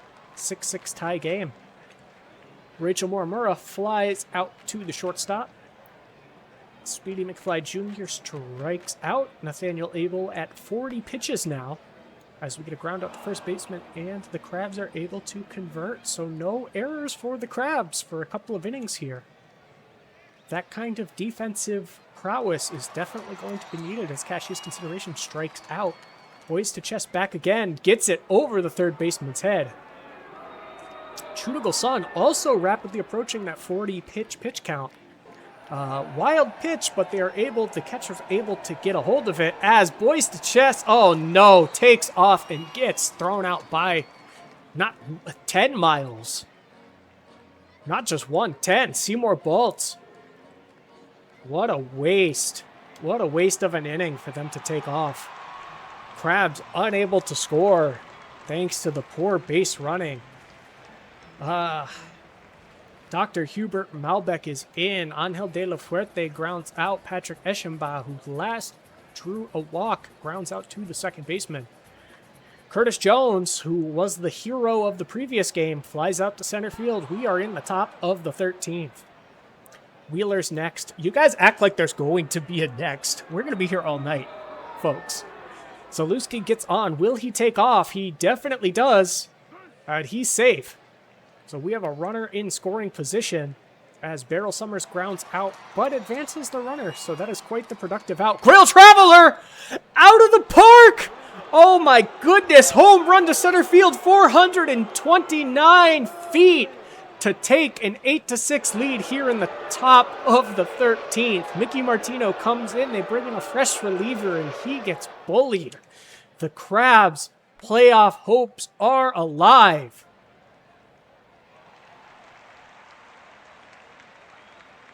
JD Pants strikes out, but he gets to first, so this inning is not over. Can the Crabs offense capitalize? They do! Oh no, Mickey, I'm so sorry. We got runners on even though the Crabs have had 3 outs. 2 are on. Will they convert the 4th out? They do. OBX converts the 4th out of the inning. As they come into the bottom of the 13th, down 8-6. That looked like it was about to be 8-7, but JRJ flies out to right field. Abe Ghosty comes up, got his first hit of the playoffs in this game, but he does not get his second. Robert Oliver comes up, line out directly to the second baseman. Providence is still alive. Unbelievable. What a game. This looks like a EKG heart monitor.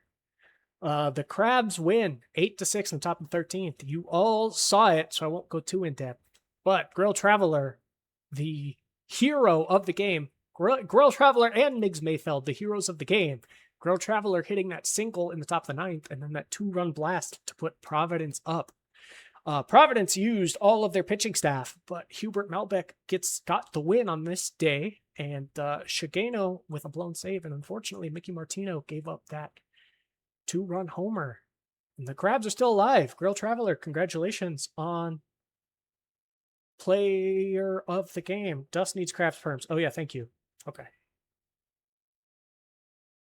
Thank you for the heads up, Tato. Sorry, I am rolling solo, so... Okay. Dust, you should have the Crabs roll back. Okay, so let's go down to the minors. Give me 1 second here to drink some water. My voice is already shot. I'm too excited. It's too much fun.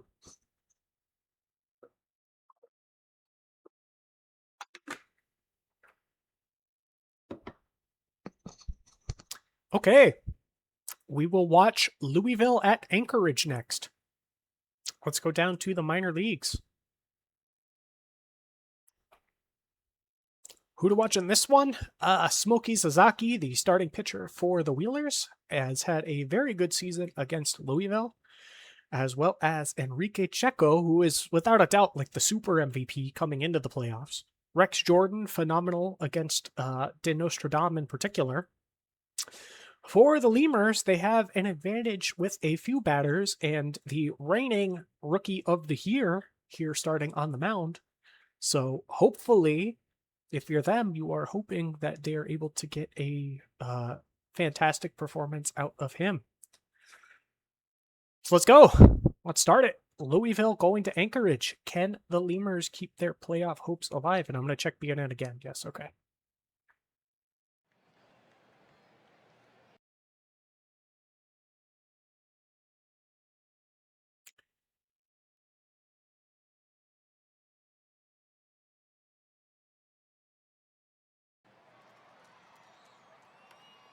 Okay, I will change this view. Anchorage is one of the weird ones. Smokey Sasaki gives up the first hit of the game to Cal COVID. No, this is Never mind. You guys just have like a weird. Stadium. The other one is even worse though, Anik. So yeah, we're gonna stay here, I guess. It's just way far out. Okay, that's fine. That's fine. It's just an Anchorage quirk. Wet Sock comes up to bat as Cal COVID takes off. The, I think, reigning MVP. Reigning MVP takes off for second. Wet Sock into center field. Can Cal COVID advance to third? He does pretty easily. So we have a runner on third as Man Squatch is unable to bring him in. No runs scored for Louisville. De Nostradam on the mound.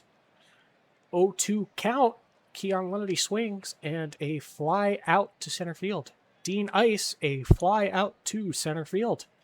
Enrique Checo, the guy I said to watch for, first hit.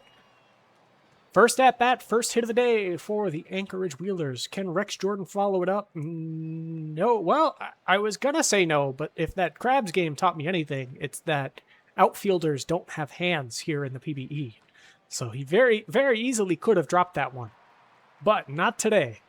As Johnson grounds out to the shortstop. Rochacho comes up and grounds out to the shortstop.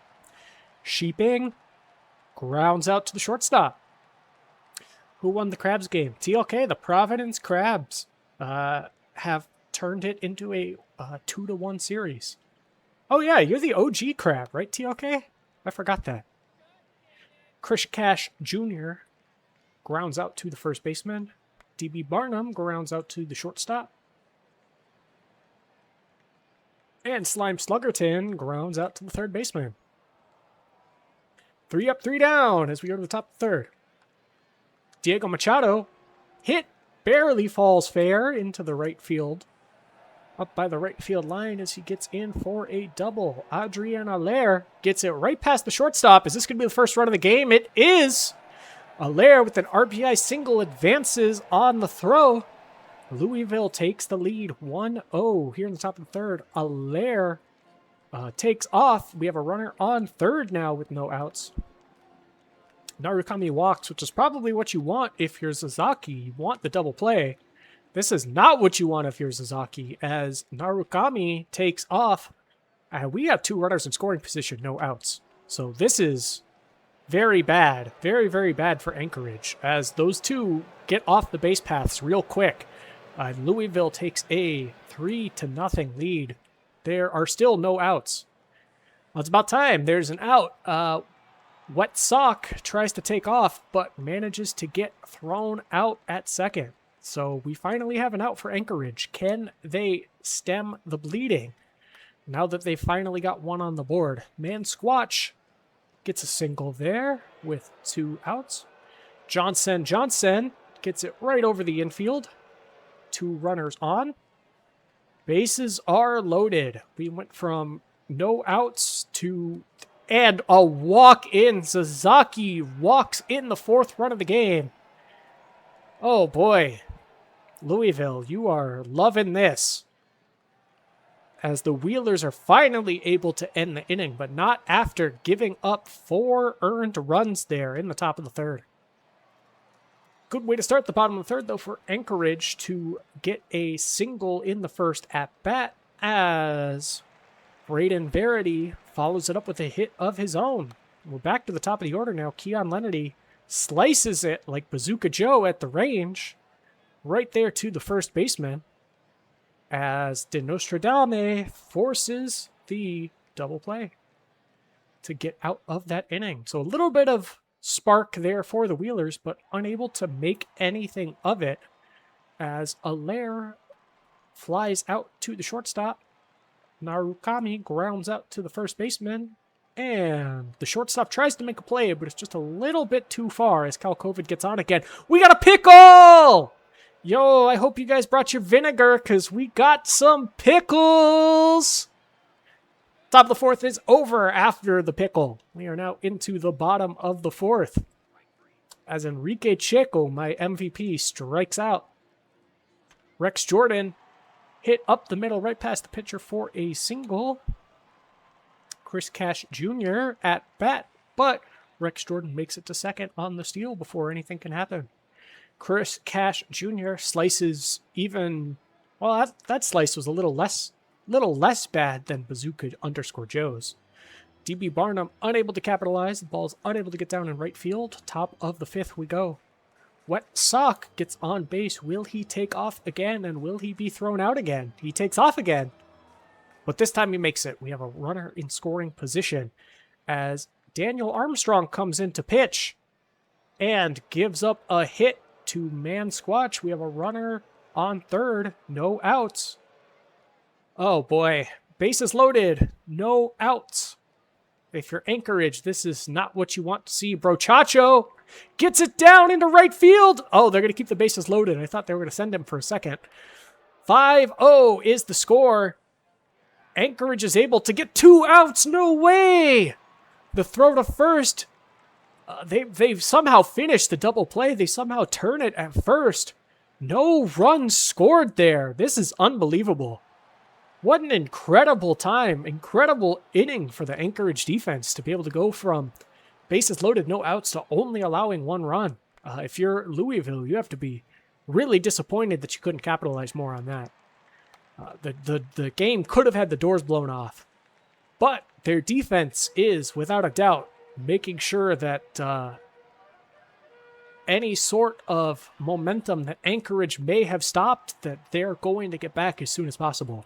As, oh no, the right fielder just bobbles it and whiffs it, and we have an error in right field in the second stream game in a row. Dean Ice comes up and walks. We have a bases loaded situation now for Anchorage. Hank Hill comes in, but manages to force the ground out. Enrique Checo almost. Anchorage was chomping at the bit for that to come up. As Allaire grounds out to the second baseman. Teddy Narugami fly out to the third baseman. Kalkovic 3 for 3 on the day. Make that 4 for 4. Gets the second. Is he going to take off? Yes or yes? He doesn't. That's really surprising. As Wet Sock is able to get an infield hit, so we have a runner in scoring position, but Daniel Armstrong shuts it down. Louisville will not get a chance to extend their lead today. As Man Squatch strikes out, Rex Jordan, can the Wheelers capitalize some of this momentum? Absolutely! That's gone! Chris Cash Jr. puts the first run on the board for the Wheelers with a solo bomb, 396 feet. I'm going to have to call Miners HO and make sure that guy gets looked at after this game, because what a home run that was.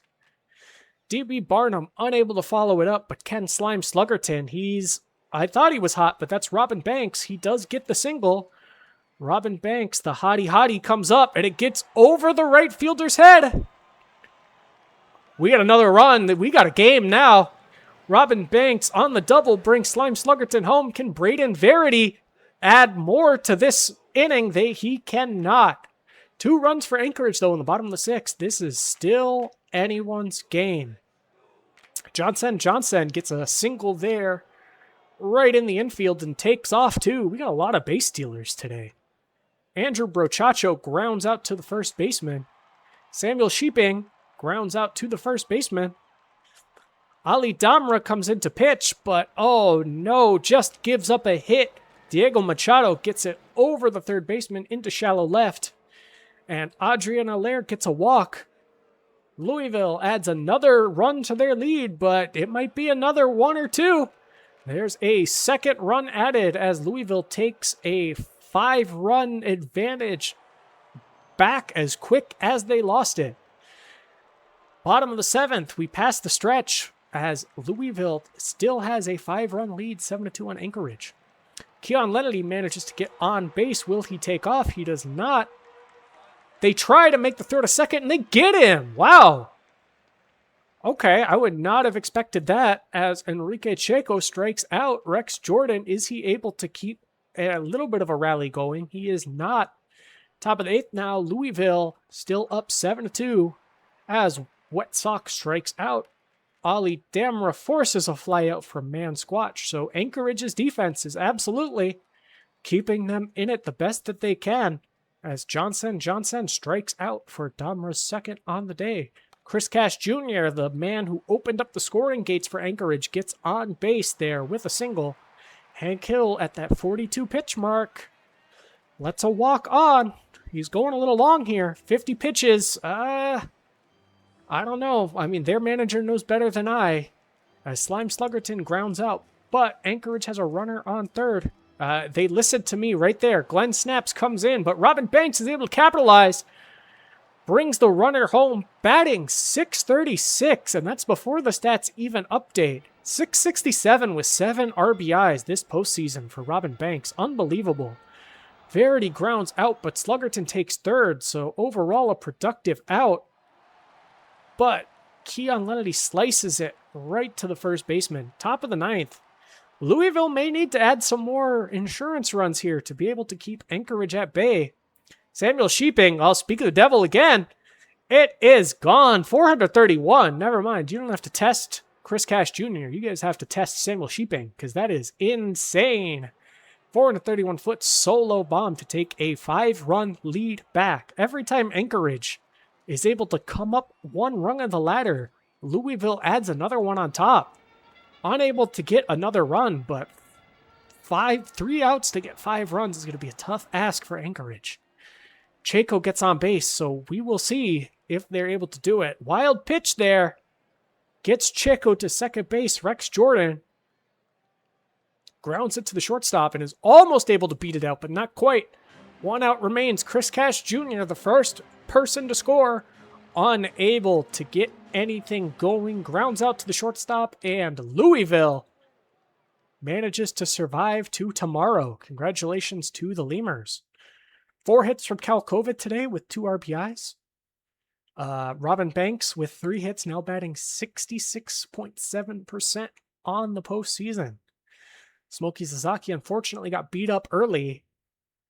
De Nostradam did not. So congratulations to Louisville for making it to tomorrow. Probably. If we're going to watch any of the other games, it's going to be one of these 3 teams. So we probably, I don't think we're going to watch a Louisville game tonight. So you guys make it to tomorrow. Congratulations. Okay. The last streamed game of this sim day. Detroit tries to survive as Death Valley, the team that started 1-8 and just barely snuck into the postseason, tries to upset the number 1 team in the Champions Conference. Bummis makes what is quite possibly his last playoff start here today. Well, no, because he would play in game 5. So possibly Bummis' last playoff run. Can he close out the heavily favored Detroit Demons at home? Let's find out.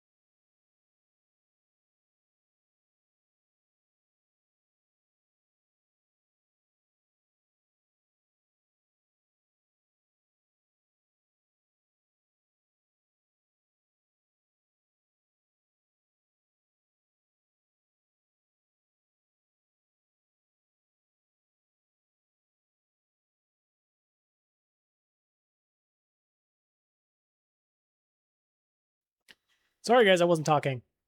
You guys should be able to hear OOTP. Oh, boy. Okay. Hang on. I don't know why the audio capture's not working. Okay, 1 second.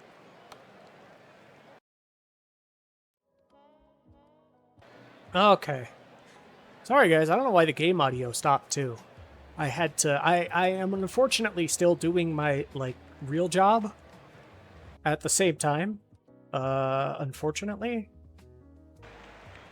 So I had to check up on a thing or two. So I have no idea where we are.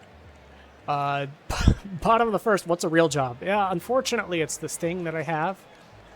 I did tell them I have a prior arrangement, and that's why that I had to go home at the time that I did. But alas, I did say I would still keep an eye on it. So we are here. Sorry, guys. I didn't think that I didn't think Spotify was stopped, and I didn't think OTP wasn't getting piped through. I assumed you guys could still hear stuff. So sorry for the daily dead air. I came back. There are no tips. There are no bits. There are no subs. There are no super chats. What's going on? I got nothing to shout out, guys.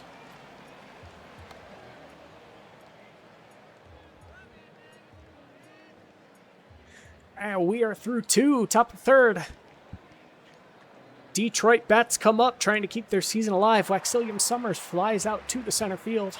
Higashi Shizuka almost gets past center fielder, but he does not. Melo Mastor makes the catch. Revan Shan comes up, grounds out directly to the third baseman.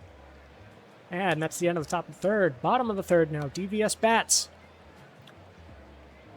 Istola Rule unable to get anything going. Pythagoras having a heck of a day so far.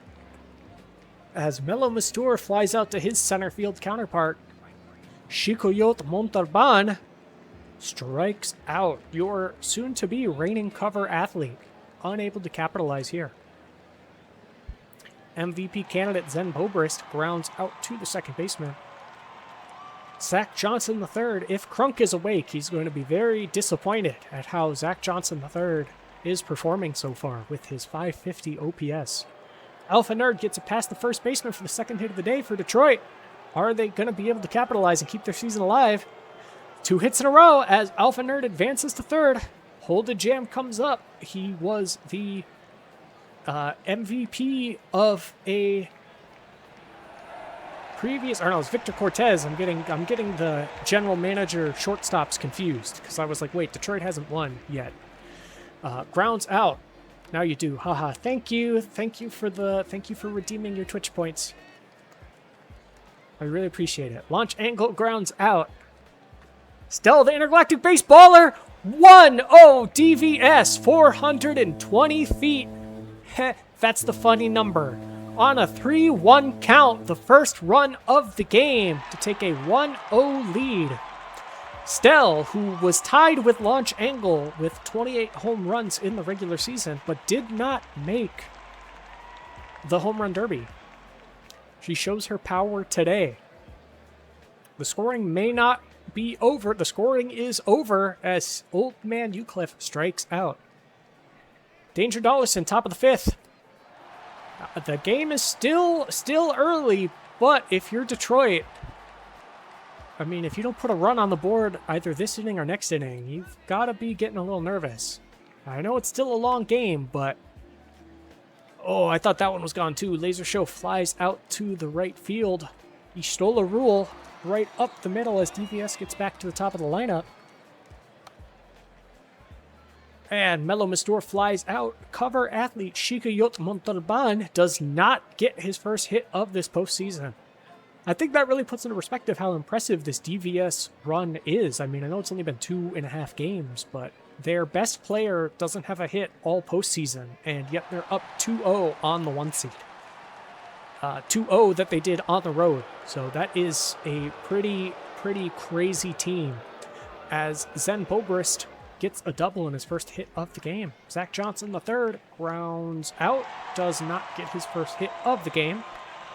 Alpha Nerd grounds out, and if you're Detroit, again, I said this last inning, but it's getting to be too late, almost too late to feel comfortable about your chances coming this late in the game without a single run on the board, as Stell, the person who hit the home run into center right field, 420 feet, gets a double. Bandit Healer.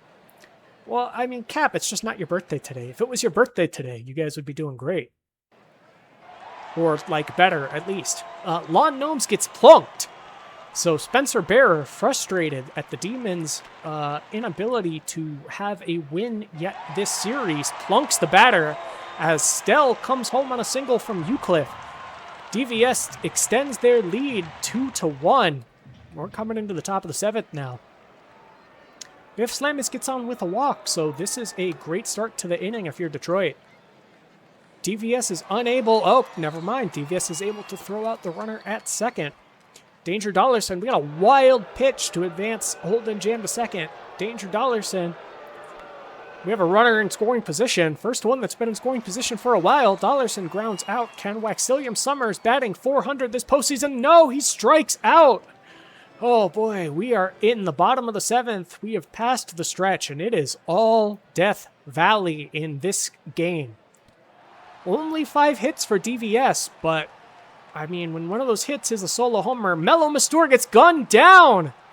This Detroit defense will not give up as they strike out Montalban, who still has yet to get a single hit this postseason. Unbelievable work there from the Detroit defense as Shizuka gets on base. Can Detroit carry some of this momentum? They force the starter out. We got a bunt, ladies and gentlemen. We have a bunt to advance a runner into scoring position. Shizuka on second with only 1 out. Zen Bobrist, who's 2 for 3 on the day, flies out. Not a good sign, but can Zach Johnson III, he gets his first hit of the game. Can he come home? Advances on the throw, but that's a run in for Detroit. The game is not over. Zach Johnson III with the single brings the runner home. Alpha Nerd strikes out, but if you're Detroit, this just became a much, much more winnable game for them. Especially when you strike out, launch angle to open up the inning. Stell flies out. Bandit healer, can the Detroit defense come through? And they can. Thorn Belfour absolutely locks it down today. 1 inning, no outs allowed. We've got 3 outs left for Detroit. We've got 2 outs left for Detroit. Their postseason dreams are on the line. If they lose, there goes my entire playoff bracket, by the way. And Holden Jam is retired. Last out for Detroit's playoff life. And there it is. Lanky Schramm gets the strikeout. Death Valley takes the Brooms to the #1 seed and sends them packing. The Detroit Demons hoped and prayed that the Apex wouldn't make it, and they got their wish. And this is what it's resulted in. The Death Valley Scorpions make it in over the Indianapolis Apex and sweep the Detroit Demons. Congratulations to DVS, who is officially the first and only team to be done for the day. So congratulations to them. We will finish the games on the 20th. And now all of the GMs who want stamp checks or want things from us, please let us know in the chat. I'm sorry to the Demons, and congratulations to the Scorpions. Okay, crabs, Voyagers, crabs. Voyagers and crabs, those are the only ones who have mentioned something. What did I miss? Hi, Redria. The Brooms came out. So far, I have only heard from the Voyagers and the crabs. If your team is... okay, the Vandals asked stuff before that I didn't see. Wheelers, okay.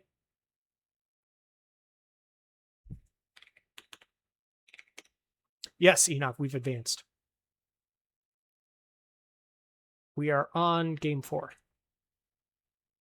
The Brooms came out, Redria. That's it. We got the Brooms. We did some cleaning. You guys did some cleaning today as Death Valley swept the Detroit Demons. Who asked me for things? The Mingo's done. Vancouver, do you guys want a stamp check, or do you just want me to go ahead with that?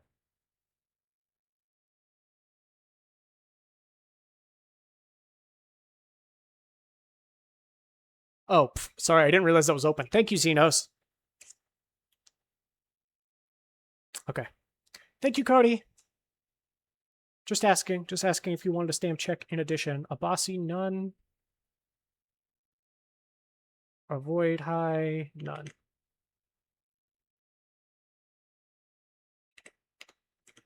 Okie dokie.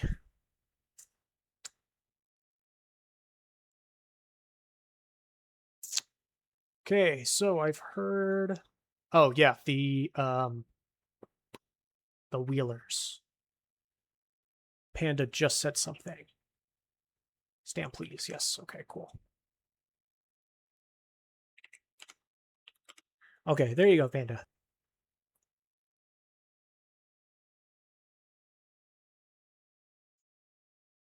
Okay, so... I've heard from Vancouver, I've heard from New York, I've heard from Providence, I've heard from Anchorage, I've gotten confirmation from Florida. I have not heard from Louisville, the Hepcats, Cancun, Nashville, or OBX. So we will be...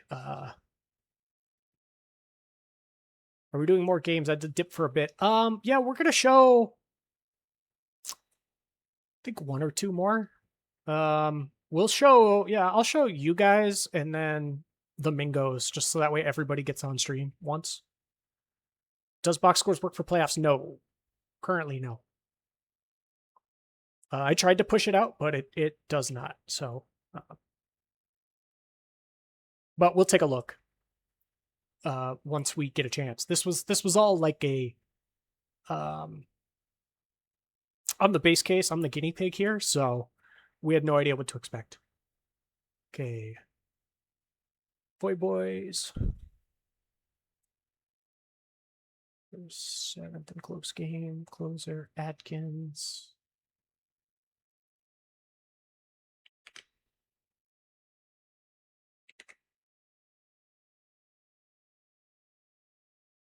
So you're showing us first. Good question. I mean, yeah, we can. Yeah, sure, why not? There's nothing against that. So these are gonna be the we'll probably show 2 games left. I don't know which ones.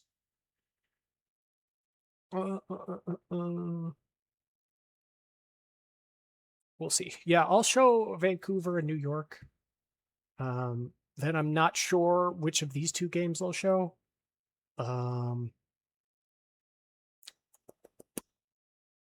Yeah, we'll see. But yeah, we'll go ahead and show Vancouver and New York today, or right after this. Adkins hook +5. Did that. Ugh. Rooster MR used less often. Move that. Moose MR used less often. Kilgannon, Montreal, Evil Dictator. Avoid high leverage, avoid high leverage. Do you want mop up on Kilgannon then? No?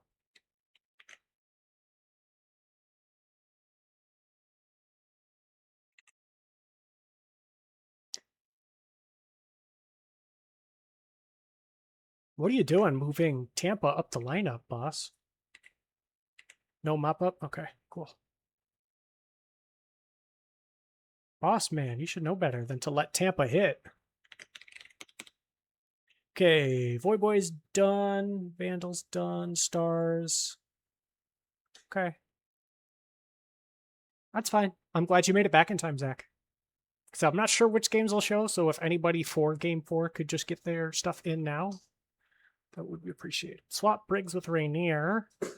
Whoo, Zook. Demoted.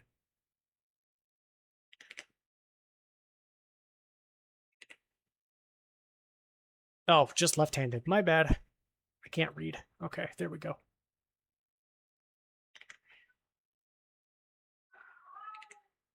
Make tugboat normal usage.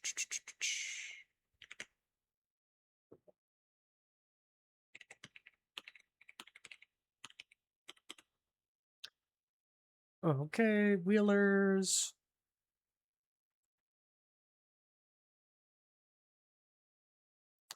Boy's good. Let Tampa cook. Nah, man, get my man out the kitchen.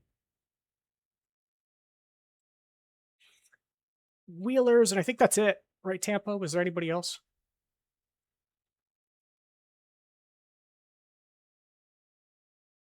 Cash, Jordan, Chaco, Banks, Slug. No, that's what I'm doing right now. Barnum, Lenity, Ice. Okay.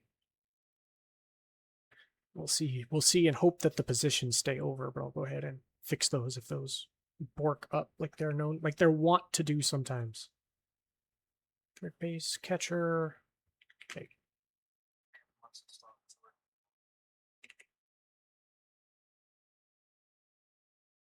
You're killing me, Panda.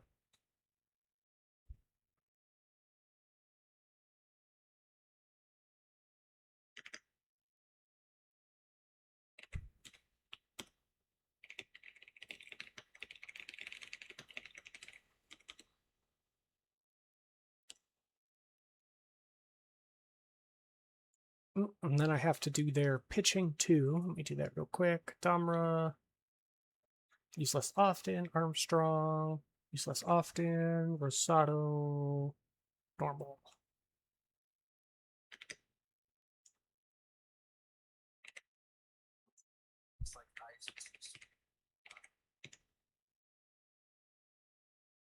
Is he? Oh, okay, cool. I'm just blind then.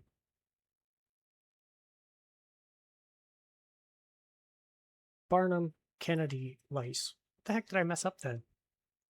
Did you go back and edit it? No. Dude, I just can't read. No, literally. Dude, what? Okay, so those should be flipped. Cash, Barnum, Chico, Banks, Slug. Well, it has been a long day. I've been working since like 7 a.m. Verity, Jordan, Lenity, Ice. Okay. Jordan, Lenity, Ice. Okay, take two.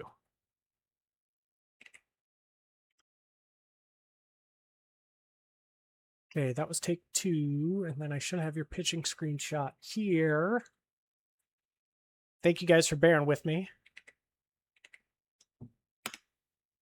Goro, relax, please.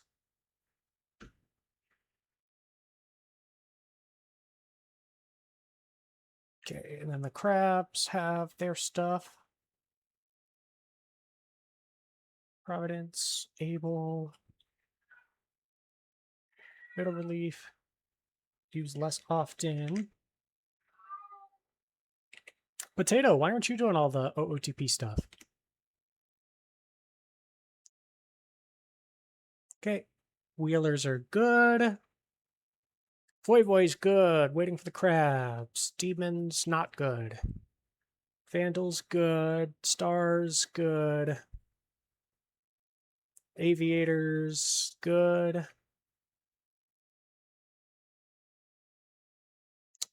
Hepcats, good. By virtue of nothing. Wheelers, good. Flamingos, good. Lemurs, by virtue of nothing. Cool. All right.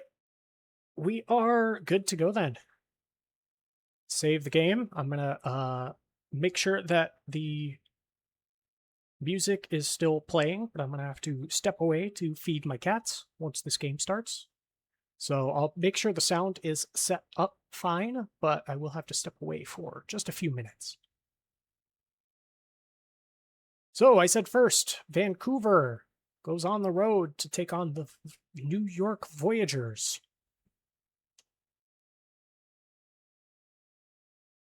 So let's go ahead and see what happens.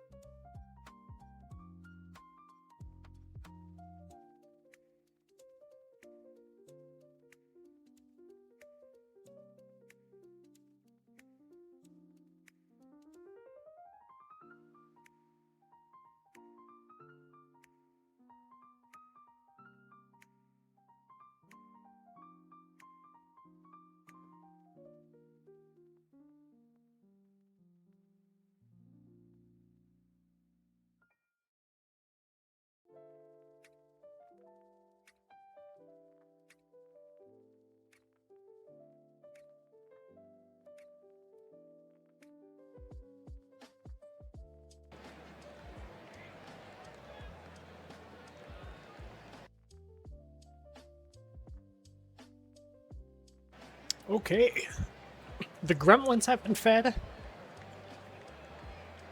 so I'm here back with you all to enjoy some baseball. I see the Voyagers took a nice lead there in the first, but haven't been able to get much since. Only 3 hits on the day is not very conducive to being able to maintain winning baseball. And as soon as I say that, there goes Devontae Moore, one of the best Firehawks to ever play in California. And that is not a knock to any other Firehawk who's gone through the team, but Devontae Moore was fantastic, especially in their title run. As the Voyagers offense gets it going as soon as I'm looking. It's a superposition of good and bad. As Von Christelhauser drives in a run, but Can You Take Me Higher gets thrown out at third. Stephen Strange up to bat, strikes out. Akshay Hrishikesh, who was the MVP in Game 1. Rabbit, thank you for the sub. Speaking of your player, I'm very sorry, but thank you for the sub, dude. That's awesome. We are done with the top of the 6th. Rabbit, we're about to find out if the money buff is real, because it was for AJ and DVS on Saturday. So we're going to find out if the money buff is real for the Voyagers. As Isuro Tanaka grounds out to the shortstop, who makes a tremendous play. Henry Magic grounds out to the third baseman, and Tampa Tarpons gets a hit down left field. He's going to bring a runner home. This is unheard of. This is unprecedented kind of offensive performance from Diego Ramirez, the Tampa Tarpon special. He is not known as an offensive guru, but he was just there driving in a run and extending the Voyagers' lead to 3. A 5-2 game and coming into the top of 7th as Enrique Von Caliente makes it 2. Oh no, he doesn't! What a throw from Isuro Tanaka, throwing out Von Caliente at second. Unbelievable. I thought he had that in the bag. The old man still has some wheels, but what a throw. Atlas Slugs flies out to right field, and way to shut the door for the Voyagers. That was a difficult way for their defense to have to start the inning with a dangerous base runner on second. And you know how you beat that is by not letting him get there in the first place, as money-buffed Rabbit makes it to first base, but gets thrown out. It would have cost 2 subs to be able to get the steal. Vancouver's defense comes alive and holds the Voyagers to no runs in the 7th. Top of the 8th now. Things are cutting it real close there for the Vandals, as Brooks Walker, also the old man, gets on first with a single. Jacques-Francois Jacques-Jean Jr. flies out to the third baseman, unable to get over his head, as P-Dub Woods forces the ground into a double play from Pierre Phillip at the top of the lineup. And that is exactly what you want if you're the Voyagers. Their most dangerous hitter isn't going to come up to bat in the 9th. So that is the exact spot that you want to be in for the Voyagers. As Von Christelhauser gets himself a double to start off the bottom of the 8th. Nolan Tegg flies out to center field. Isuro Tanaka, intentional walk to bring up Henry Magic. With how Henry Magic has been hitting, that's probably a good call, as he almost puts that one out of the park and over the wall. Diego Ramirez draws a walk. Tampa, you are not only a bat machine, you are also a walks man, as Adam Cole Bebe comes up and the former minor league MVP will strike out and leave 3 runners on.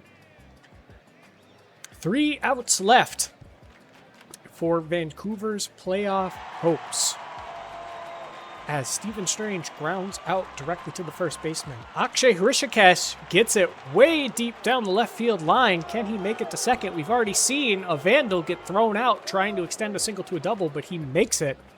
McLovin Jr. gets the walk. The tying run, Enrique Von Caliente, comes up to the plate, and oh man, it sounded really good off the bat. 1 out left. Ashton Lansdell grounds down, and New York the two-time consecutive reigning champs keep their dream of a three-peat alive, winning 5-2 here in Game 4. Congratulations to the New York Voyagers. Isuro Tanaka, Series MVP, which reminds me I need to look at who the Series MVP was for Detroit and DVS. So, difficult outing for Chuck Nasty, but fantastic outing for the New York pitchers. And congratulations to the Voyagers. Yes, Zach, I'll show the Stars game, and then I think that's going to be it today, because tomorrow we'll have 1, 2, 3, potentially 4, 5, 6 games. So I think we're going to cut it after this. Apologies to the Mingos and the Hepcats, but I am tired.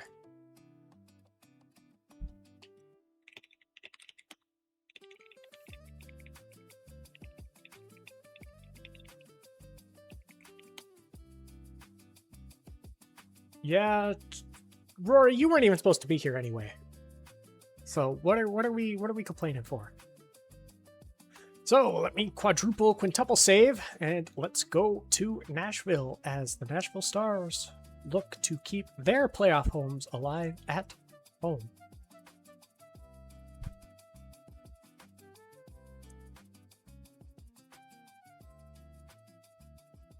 Let's go.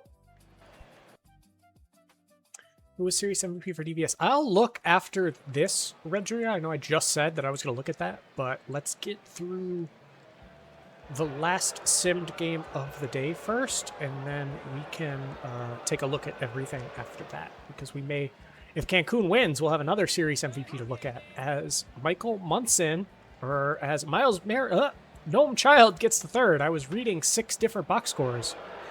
As Miles Meredith brings Gnome Child home on a double, Cancun starting this game off incredibly well, bringing a runner in, and here comes a second runner home, and he gets there. RBI number 6 for Victor Cortez, MVP of Game 1, as he gets picked off. So Mac John managing to get the Nashville Stars out of this inning without really too much damage. They were in a terrible looking position there for a minute, but only giving up 2 runs. You have to be pretty happy with that, as CJ Levine opens up the game for Nashville, getting on base with a single.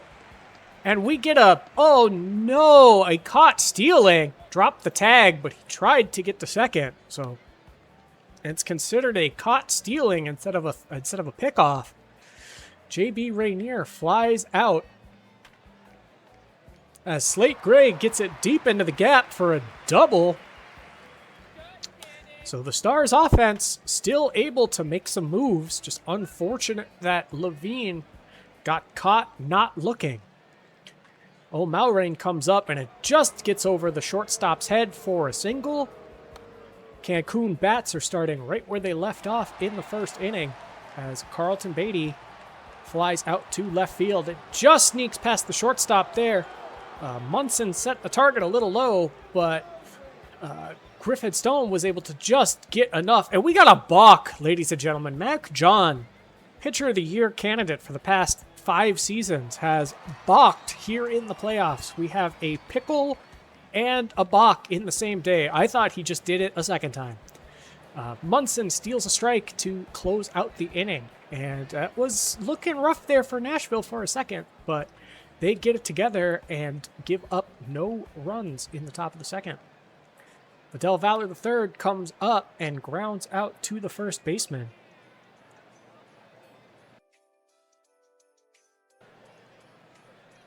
Michael Munson, who stole an out there apparently, who framed an out beautifully, grounds out to the third baseman. Score is still 2-0 coming into the top of the third. Miles Meredith, who hit that RBI double earlier, gets on base with a single. I thought he was going to try and stretch it for 2. Napoleon Solo strikes out for the second time today. And Victor Cortez takes a walk on a 4-0 count. I thought it was intentional for a second. Benji Brolina gets it right over the second baseman. Laces are boated for Tiernan O'Malrain, and Mac John walks in a run. So Cancun takes a 3-0 lead with 2 outs still left on the board. Beatty strikes out, Griffith Stone grounds out, and they convert. So again, all things considered, the bleeding could have been a lot worse for Nashville, but their defense is able to capitalize and stop the bleeding. They put the tourniquet on, some may say, as Jimmy Lumber makes it to second. Wow, I thought he was definitely going to be thrown out, but manages to convert the double. CJ Levine brings him over. We're back at the top of the lineup. JB Rainier, best batter in Bears history, takes a walk. Slate Gray, 357. You're getting 2 of the best hitters so far coming up as he strikes out. Unfortunate. The Nashville offense started to get something going there. That's a good sign for the rest of the game. 3 runs, as we've seen today, is not much of a deficit, as Ejectocito gets Ejectocito Sato to the bench. Mac John with his 7th strikeout of the day. Miles Meredith tries to go 3 for 3, but unable to capitalize this time. Thank you, Rory. I tried. Ford Lincoln Mercury strikes out to open up the bottom of the 4th.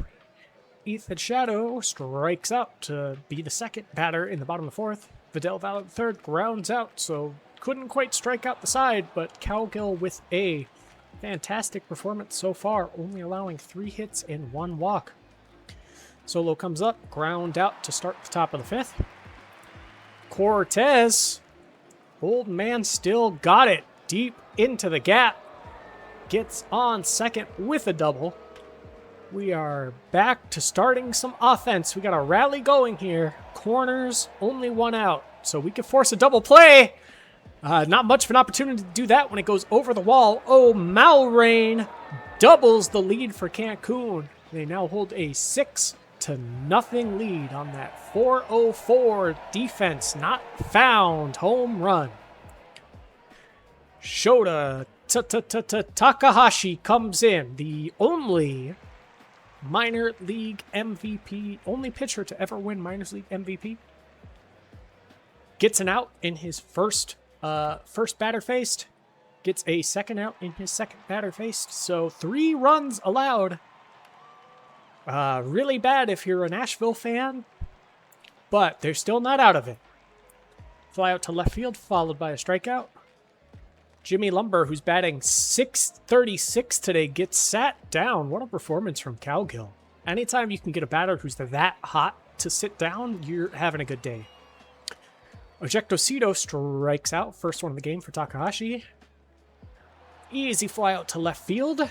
And Miles Meredith tries to get his 3rd hit of the game, but unable to capitalize as he grounds out to the shortstop.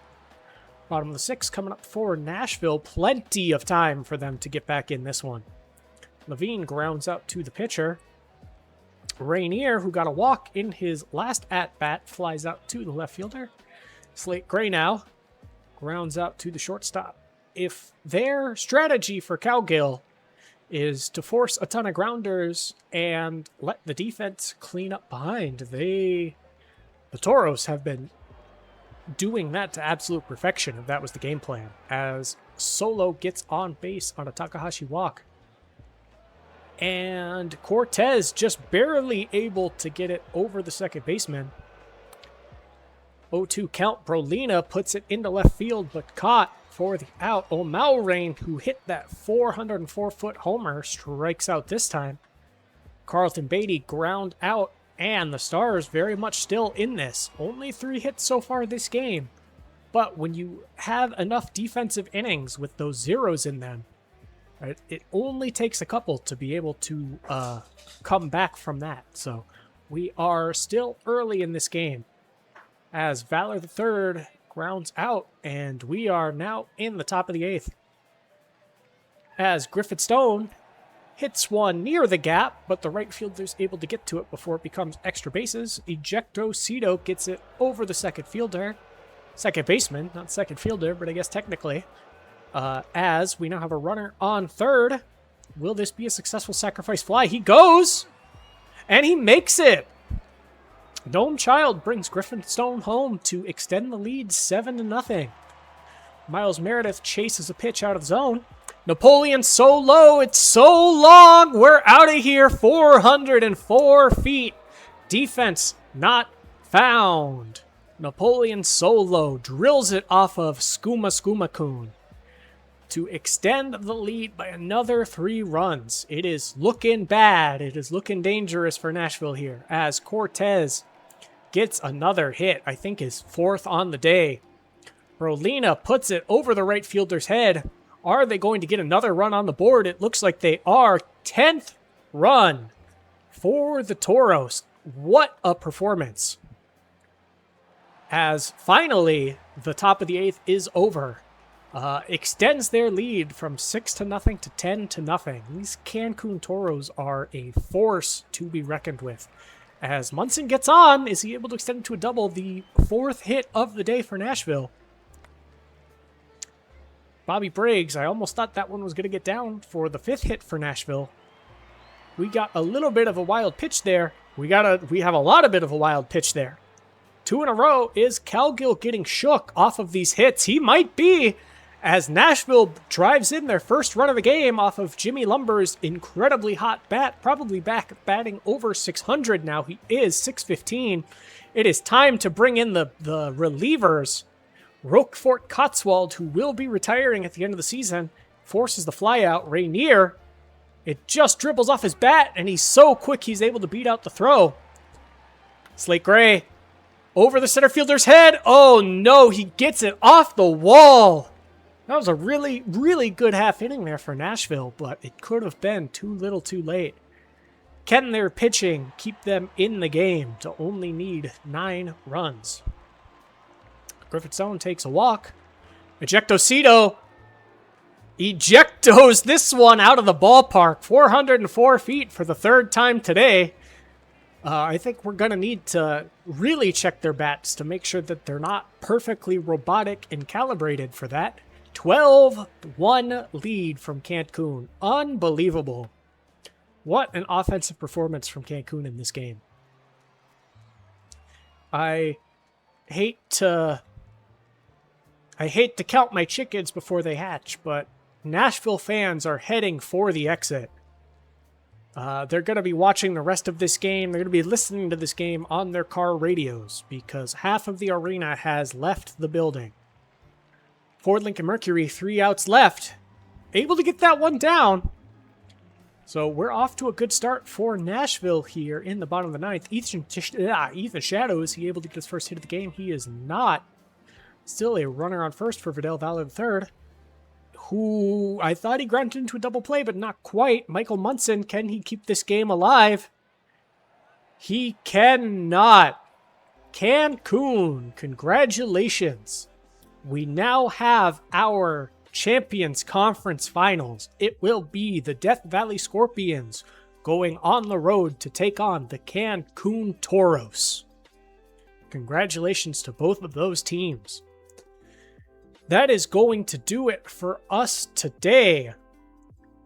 Congratulations to the Voyagers, the Toros, and the Scorpions for completing their series. Tomorrow, you will get to find out who out of the Crabs, Aviators, Lemurs, Wheelers, and Flamingos Hepcats get to go on to the 2nd round. Let's take a look real quick at the series MVPs for the series that did complete. For the Voyagers, series MVP is Soro Tanaka, who had a tremendous performance. 2 home runs, 5 RBIs, and batting .333. So great performance. Brian Payne having a similar offensive output, just a considerably worse average and unable to get on base. For the Death Valley Scorpions and the Detroit Demons, Launch Angle is your series MVP, which I probably could have told you without even looking. He had 3 home runs and a extremely tiny, negligible slugging of 1182, which is that's not impressive or anything.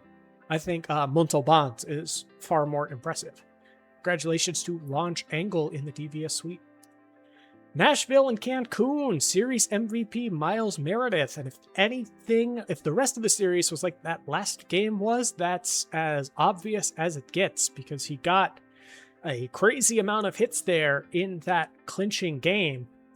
See here, 9 hits, 1 home run, 4 RBIs. Incredible offensive, and must have also been defensive too. So congratulations to Meredith. And then we do not have a series MVP yet here in the minors. So tomorrow, we will start with some minor league action. When you come join us tomorrow, we will start with the Florida Flamingos and the Kansas City Hepcats. Then we will go back up to the majors with the Crabs and the Aviators, and then back down for the Lemurs and the Wheelers. So please join us tomorrow for a slate of 3 to 6 games. Congratulations to the Toros, by the way. You took 3 of all 3 performance of the days. Hey, congratulations, Net. I didn't realize that was your player. That's awesome, dude. I'm glad you could see that. That is going to be it for us tonight, everyone. Thank you for sticking around. I know I went a little longer than I thought I would, but that is okay. I'm glad we got that last game in. We will go ahead and start this upload. Yeah, what a first day of games. I'm surprised at, I think DVS sweeping is the biggest surprise of the day. I can't believe that happened. I don't know if DVS can either. I don't know how poppin' their locker room is right now. Of course, MJ, thank you for being here. Right on, not even right on time, like before we even started, because everything crashed 6 different times. But we are here.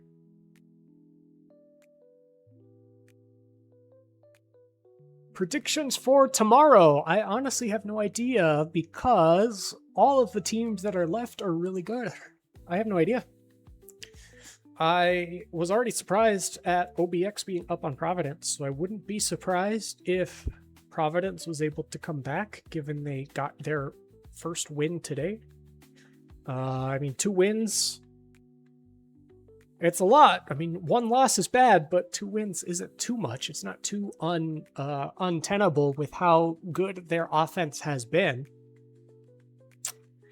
As far as the minors go, I won't comment because I would be stepping outside of my out of my lane as a fellow minors GM to comment on how other minor league teams are doing. All I'll say is I'm sure the games will be phenomenal, and I look forward to playing the higher seed of the winners on Thursday. Yeah. Great day of games today. Thank you guys for being here. I don't know how long I'm going to have to stall here. Probably a while, if Saturday is any indication. So yeah, we're hanging out. We're chill. My cats are happy. They enjoyed the games today. I've had the longest day of my life today. I got up and I had my therapy session at 9 a.m. So that was a lot of talking, and then I immediately went into work, and we had a release today that was all busted. So I just spent all day fixing that. Reggie, I'm not gonna, no. That's not how that works. I'm not gonna agree to that. That's impropriety on behalf of, as an official representative of PvE, or of the sim team. Right, Goro. Right, Goro. Redria can go to the Pizza Hut dumpster. Right, Goro? Yeah. Yeah. He agrees. No, please get, like, something to eat, even if it's just, like, some toast or something. Like, please. Been there. I mean, I understand. No shame. Absolutely no shame. It is something that you need to do sometimes.